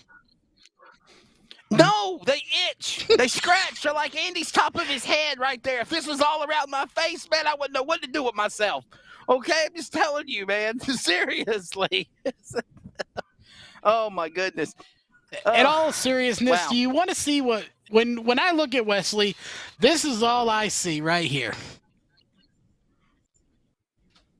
That's it. We're done. We're done. You're fired. I'm tired of this abuse on the air week after week. No. It's not alfalfa right now. It's not sticking up anymore. So, hey, Andy. So listen, man. What is your plans beside the ARCA races? What are you going to do this year? Are we going to see you in some modified races? Are you going to run for, obviously you've done some indoor racing, but that's over and done. That's during the winter time. But what other things are you going to plan to do this year on the Jinkowiak schedule? I think we can run the whole modified tour. We're gonna have a hard time with May because we got a lot to get ready for Charlotte, and there is one race in between there at Chemung on May. I think that we can get a car done when we come back on it, but it's gonna be a bit of a struggle. But once we get past May, I think our plan is to run, the 8 ARCA races that we talked. Obviously, we'll be doing 2 of them by the end of this weekend, so we'll have 6 more ARCA races. I'm building another midget. Hopefully, we had the thing done sometime this summer. Been working on that as much as I can, and in all my free time that I don't have. But a little bit of a lag where I was waiting some stuff, where I was able to get some stuff done on that. So it looked like a race car. Hopefully, we have that out this summer. Just traveling with the modified. We like to do at least 1 or 2 of those track races, but we're gonna have to play that by ear a little bit. Obviously, we have a volunteer team, and it's a lot of doing the ARCA stuff now. So, I can only ask so much of the guys. So we got a limit to do. So that's why you see us race closer to home this summer. But if the schedule works out, I love to do that SBM 125. I really want to get down south. I want to say I race Bobby Labonte. Just seeing everything that's going on with that Smart 2 cool. And I keep talking this big game like I'm gonna come down there, and just never ends up. So I've never raced against a Winston Cup champion, so that's never going to Andy, he's gonna have to do that. Andy, Wednesday, June the 29th, you need to come to Caraway and run in the Smart Modified Tour. Wednesday, put it on your calendar. Wednesday night, June the 29th. I was thinking more early or late in the year. They got some cool races at the end of the year, don't they? I don't. What is it? June 20th? It's a Wednesday. Wednesday night, June the 29th. Maybe. Yes, sir. Caraway Speedway. Maybe. I kind of always stayed away from Caraway just because we were on the 18 motor, and it seemed like whenever I went there that the specs always beat me real bad on the backstretch. Most of the places I like, this is 18-degree motor, but it seemed like Caraway. There was the one track where those guys that could get me on the back straightaway, and they kind of have that little lunge straightaway, and they'd always get the nose. So Caraway was never my favorite to go down there and run with. the 18-degree engine. But I'll take a look at it. You never know. We've been to Caraway a few times, so you can it's always come to fun to go Caraway down there. for me. And, for You you, can come to I'll Caraway for try. me. So listen, I got this big plan idea. I plan on trying to get there early, and we want to do finish line, Okay. like a special 4th of July finish line on the start finish line, literally on finish line, literally, with the camera and the backdrop and all the cars and all the activity in the pits, and have guests on live on the air. And it would be great to have you there. Yeah, that does sound cool. I'll look at it. Let me make sure, completely burned out on racing, and one of our tow trucks is still running, and everything else that can happen between now and then. But it's definitely, that does sound pretty cool. Hey, Andy, I got one more question for you, then we'll let you throw out the social spiel and thank sponsors. How is Steve Mendoza doing? Have you killed him yet? I don't know. He's trying to kill himself. I think he sold one race car, bought 2 more. So, back to the drawing board, I guess, over there. So we'll see. I'm not even sure I'm his driver anymore. So who knows? Yeah, we had a good little run for a minute there last year. We got a couple top 10s and kind of got things rolling. But he didn't have confidence in that car that he had, so he wanted to wipe the slate clean and start new. So that's what he's working on. Got you. Okay, well, I didn't want to bring up a sour thing. I know we had some fun times hanging out with Steve in the past, for sure. Buddy. We talk every other day. Oh, no, we talk every other day. He's still my boy. Gotcha. Well, listen, hey, buddy, let everybody know how they can follow you. I got you. Well, listen, Andy, it's been awesome having you. I've told somebody I need to just let you join me as a co-host one day on Finish Line and take up our 2.5 hours, because it'd be awesome. We'd have 3 Charles, don't get mad. We'd have 3 co-hosts. It would be Finish Line. 3 co-hosts. No, it's not like that, Charles. It's Finish Line with Andy, Charles, and Wesley. Okay, you got to follow the alphabet. Andy, Charles, and Wesley. So, can I wear the what, sunglasses, Andy? though? You can wear the sunglasses. The sunglasses, though. Can I bring the turtles? Yes. You can bring the turtles. You can bring Michelangelo and Donatello and Leonardo and Raphael. Okay, bring the Teenage Mutant Ninja Turtles in the. All 4 names. Well done. Thank you. And you forgot about the damn rat splitter. Okay. Oh, wow. Hey, listen, Andy, it's always great coming up with you, buddy, but I know on the professional side of things, you have definitely worked hard, my friend, to be to where you're at, and I'm so damn proud of you. Before I do let you go, let everybody know how they can follow you on social media, and good luck and be safe at Talladega this weekend in the ARCA Series. Yeah, no, you can follow us. We're on Facebook. Pretty much all our handles are Andy J Racing. I think Twitter's at Andy Boyak. So you just look us up. We should be able to find us there pretty easily. And we're gonna be doing social media stuff as we can coming into the weekend here. Brand new sponsor with Wheelan that we're gonna be promoting the heck out of. And we got Thermal Foams is back on for another race. We got Planter Box Direct. We got Dax Markets is always with us. We got Yukon Creek Sportsman Club, and we have our mainstays, Florida Safety and Automotive Consultants of Ithaca, their newer used car at wholesale prices. Call my buddy Bill, tell him Andy sent you. And yeah, so we got a lot of sponsors to promote. I think we have a really good race car, and once we get done doing all that and promote the heck out of it, we're going to try to win a race, and then we'll talk about that. So it's definitely a balance with the ARCA, just making sure keeping everything rolling as far as everything, and then getting the cars right for the racetrack. So it's a big challenge, and I think we're gonna be sweet. I think we got to really need a couple brake cautions coming to the back like we are, but if we get a couple fall in the right spots, I think we got as good of a car as anybody. So I'm excited to see what we can do. The race will be on Fox Sports 1 this Saturday at 1 Eastern time. It is FS1, actually. That's the way we say it appropriately in the world of our broadcasting world. FS1, Fox Sports, and FS1. FS1, Fox Sports is a part of that. FS1 will have coverage again coming up. We want you to be a part of it. And Andy, somehow, some way, we are going to put Finish Line on Fox Sports Radio, iHeartRadio, Community Radio Network, and LSRTV production on your race car. I promise you, you're going to be the guy. You're the man. We just got to get together. We got to sit down. We got to talk. But somehow, some way, Charles on board or not, because he was saying he's going to outbid me, we might need to do a conference call in this whole thing. But we got to come up with a way to put the sponsor on the car. I'll give you the graphics. I'll give you the logos. Now, Charles might take a month to get it, but I'll give you the logos immediately. And we'll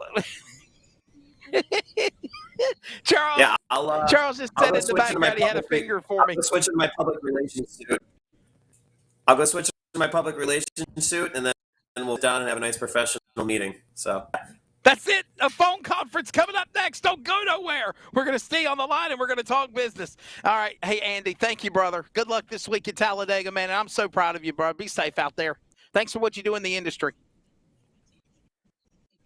Thank you so much for having me on, giving me an opportunity to talk about what we're doing, help to me, and look forward to talking to you guys after we win at Talladega.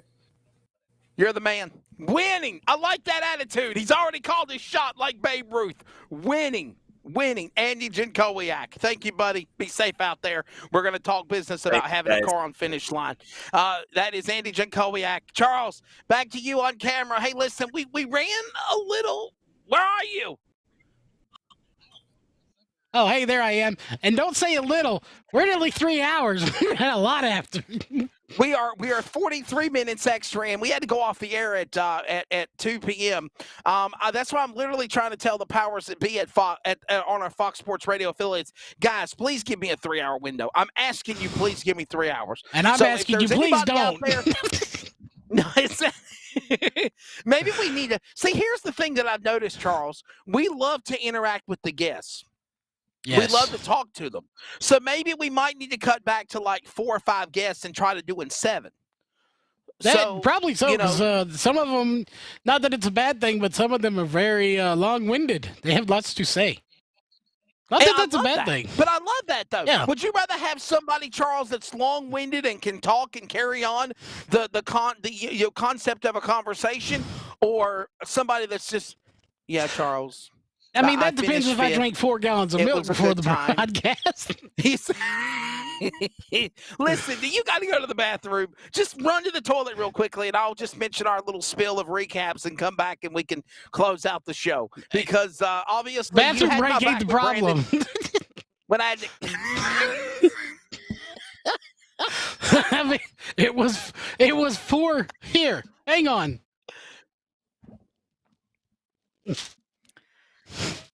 See, let's see. It's live, people. Only on Finish Line every week. Check your local listings until they kick us off the air. These dude, are you saying all 4 of these full of milk, and I drank all 4. I'm trying to find the appropriate way of saying what I want to say, but I can't. I just can't stomach the words right now, Charles. Let's get you the hell off the air, okay? Oh my goodness. Oh my. There. Not to mention the whole bag of food. Listen, I've said it before, and I've said it again, and I will next week, and I will the week after that. And it's something that people are afraid to admit, but I'm not. Is that a purse? When it's live. When it's live, it's not a purse, it's a satchel. What's the difference? Here, let me put my milk away. Bag, you pervert. It's not a damn satchel. Is that a purse? No, I'm trying to find something here. I'm trying to. Where is it? Meanwhile, on the podcast. I'm trying to pull out what I was trying to find, but I can't find it. Of all things, I can't. Well, maybe try looking in the bag while you're digging. I'm trying to look look at my audience on the camera, okay? It's all about. Oh, there it is. I was touching it the whole time. I was touching it the whole time. Listen. So I got a little bit before we go off the air, and I want to talk about the concept of the power of radio to the imagination of the listener. When you're watching something, you're seeing it, and you're already visualizing what's happening. When you're literally listening and you're having somebody paint a picture. I've always said this, Charles. While I'm waiting for my phone to boot up here, I'm gonna play what I'm talking about here in just a second. I've always said this, honestly, my friend. I have been a fan of radio. I am a fan of radio. I work in radio. Yes, I do television. I don't know how. I don't know why, but I do, because you always tell me I'm ugly. So you always tell me I'm ugly. It's a win-win situation. No, I didn't say that. I said you make me look like alfalfa, and then you put the little graphics on the screen. We don't know if alfalfa's alive or not. Okay, he might be. Yeah, stop that. So listen, Charles, back to the concept of hand of what I was talking about. And what I'm trying to go into is our final subject. And we'll go off the air. So Bristol has announced, Charles, they're coming back with the dirt race. They announced it yesterday. Can you believe that 4 million people watched the Bristol dirt race? That's up 35-40% from last year. Well, in the words of Kyle Busch, we go dirt, we're going backwards. Well, Kyle Busch, go check the ratings, sir. And Kevin Harvick, too. He's become like a crybaby. He's become Kyle Busch Jr. Well, he was always Happy Harvick, so he was always a crybaby to begin with. So. Something's at my feet. Hang on a second. Oh. Okay. Oh, Max!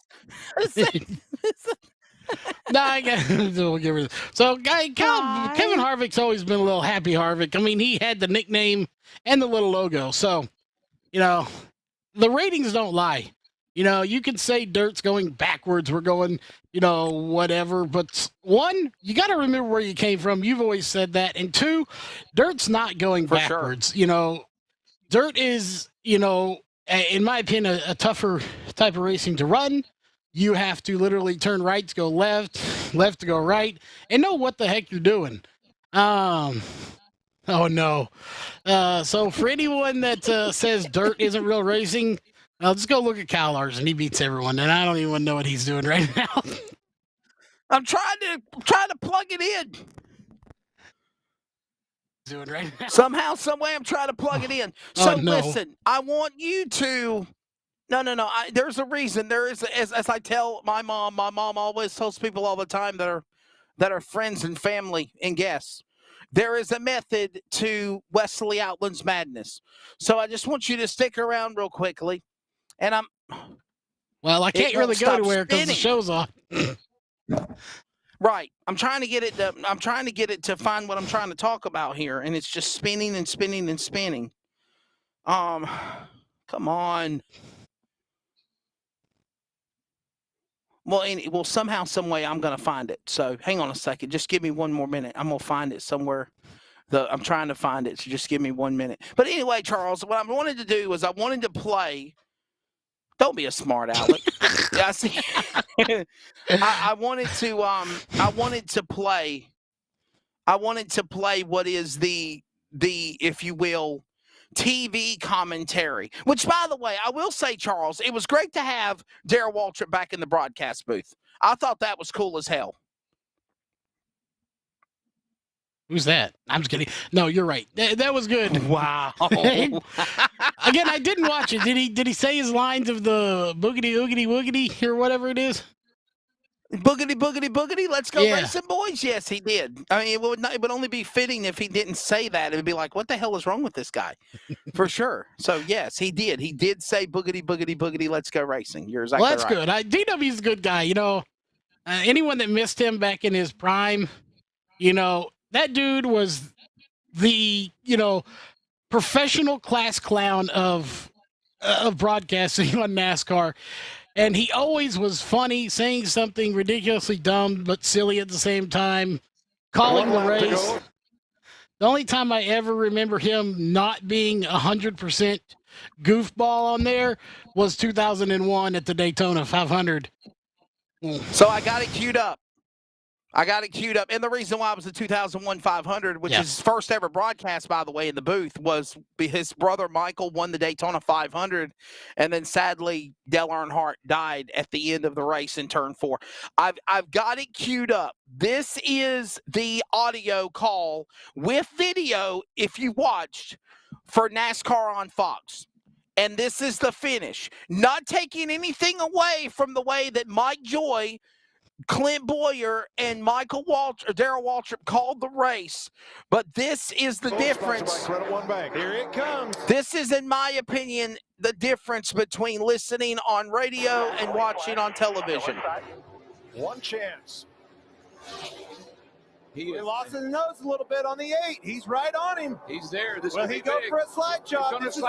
There he goes. There he goes. In for it. Down to the bottom. Slides up in to him. Who's going to save it?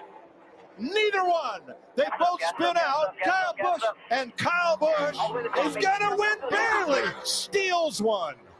Holy cow. So again, Charles, nothing wrong with the way they called the finish. Would you say that? No, that was a very good call of the finish, especially Clint Boyer. But I've always said this. When you're doing radio, you're painting a picture for an audience of people that are not watching. They're listening.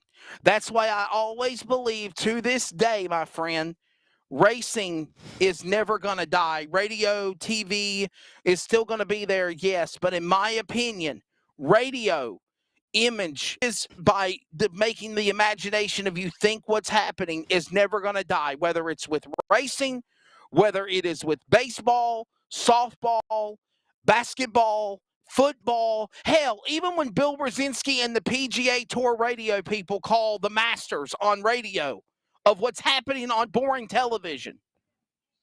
Radio is a totally different description. And in my opinion, Doug Rice of the Performance Racing Network, which, Charles, we've had Doug Rice on before on Finish Line, did a phenomenal job in the race call of what you just watched, thanks to Fox with Mike Joy on the call for television. This is what it sounded like on radio. Yeah, definitely. Radio calls, it's different. I like it. You know, it's like you said, you got to paint that picture, and you do a good job of it, and it's just like you're there. Just close your eyes and you're there. And take a listen. Any day now.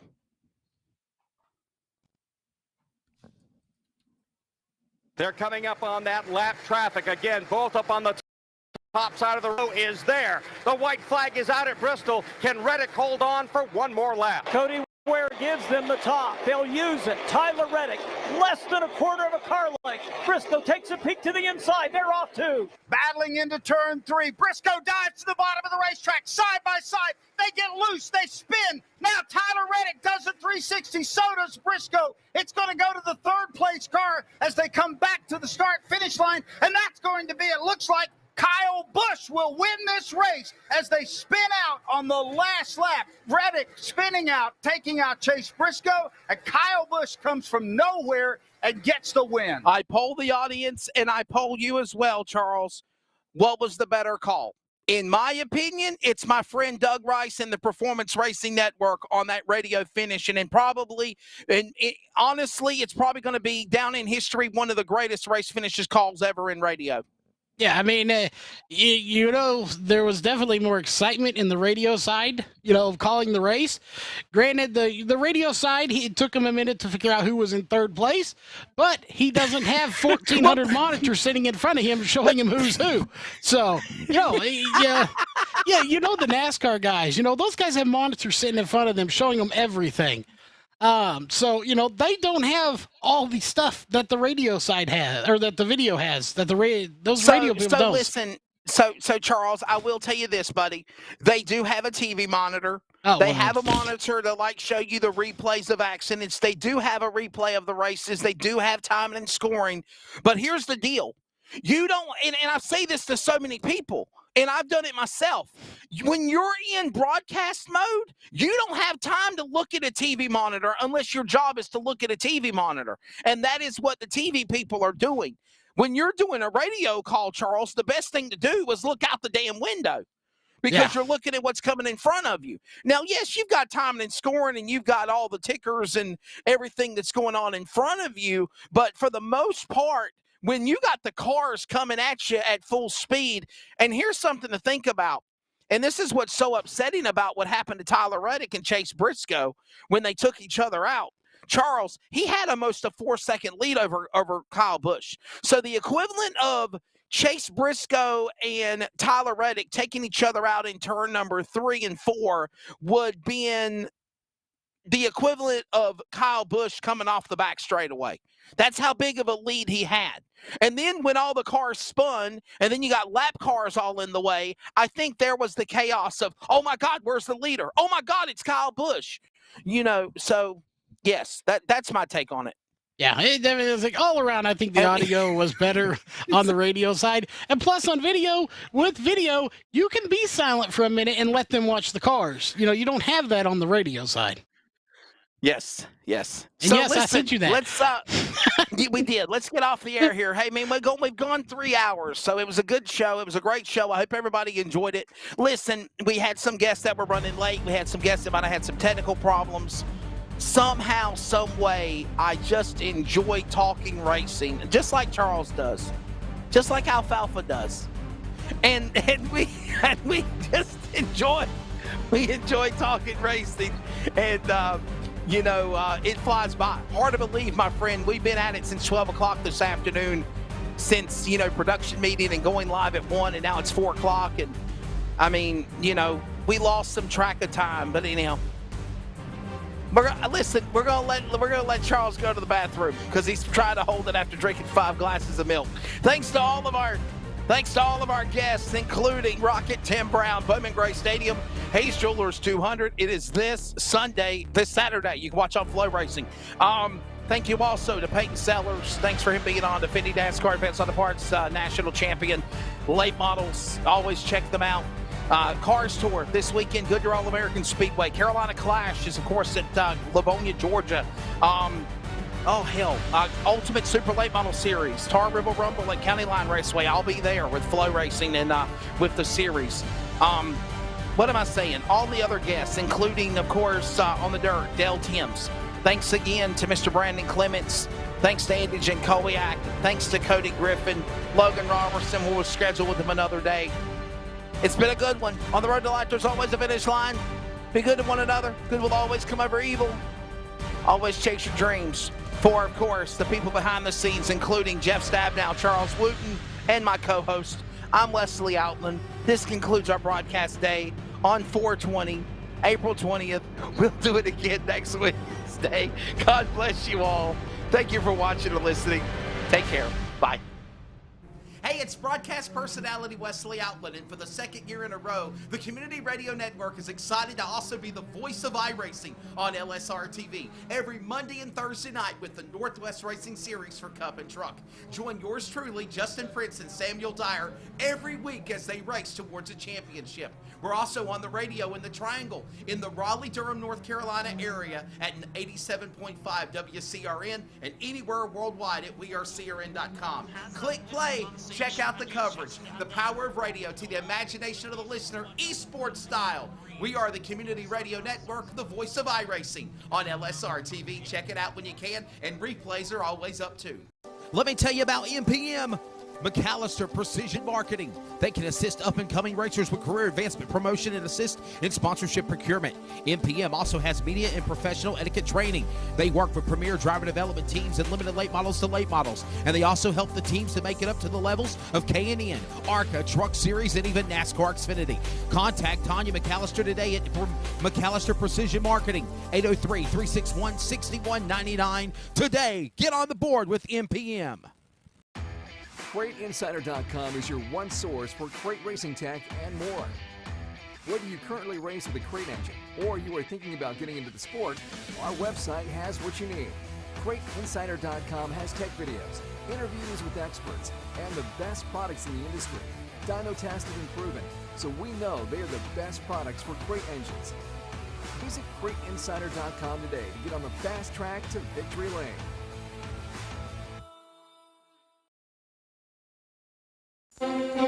This episode is an exclusive production solely for the private, non-commercial use of our listening audience. Any publication, reproduction, transmission of the accounts without the express written consent or permission is restricted and prohibited. To hear this replay or other previous podcasts, download on iHeartRadio, iTunes Radio, and TuneIn. As always, this show is for you. Thank you for listening.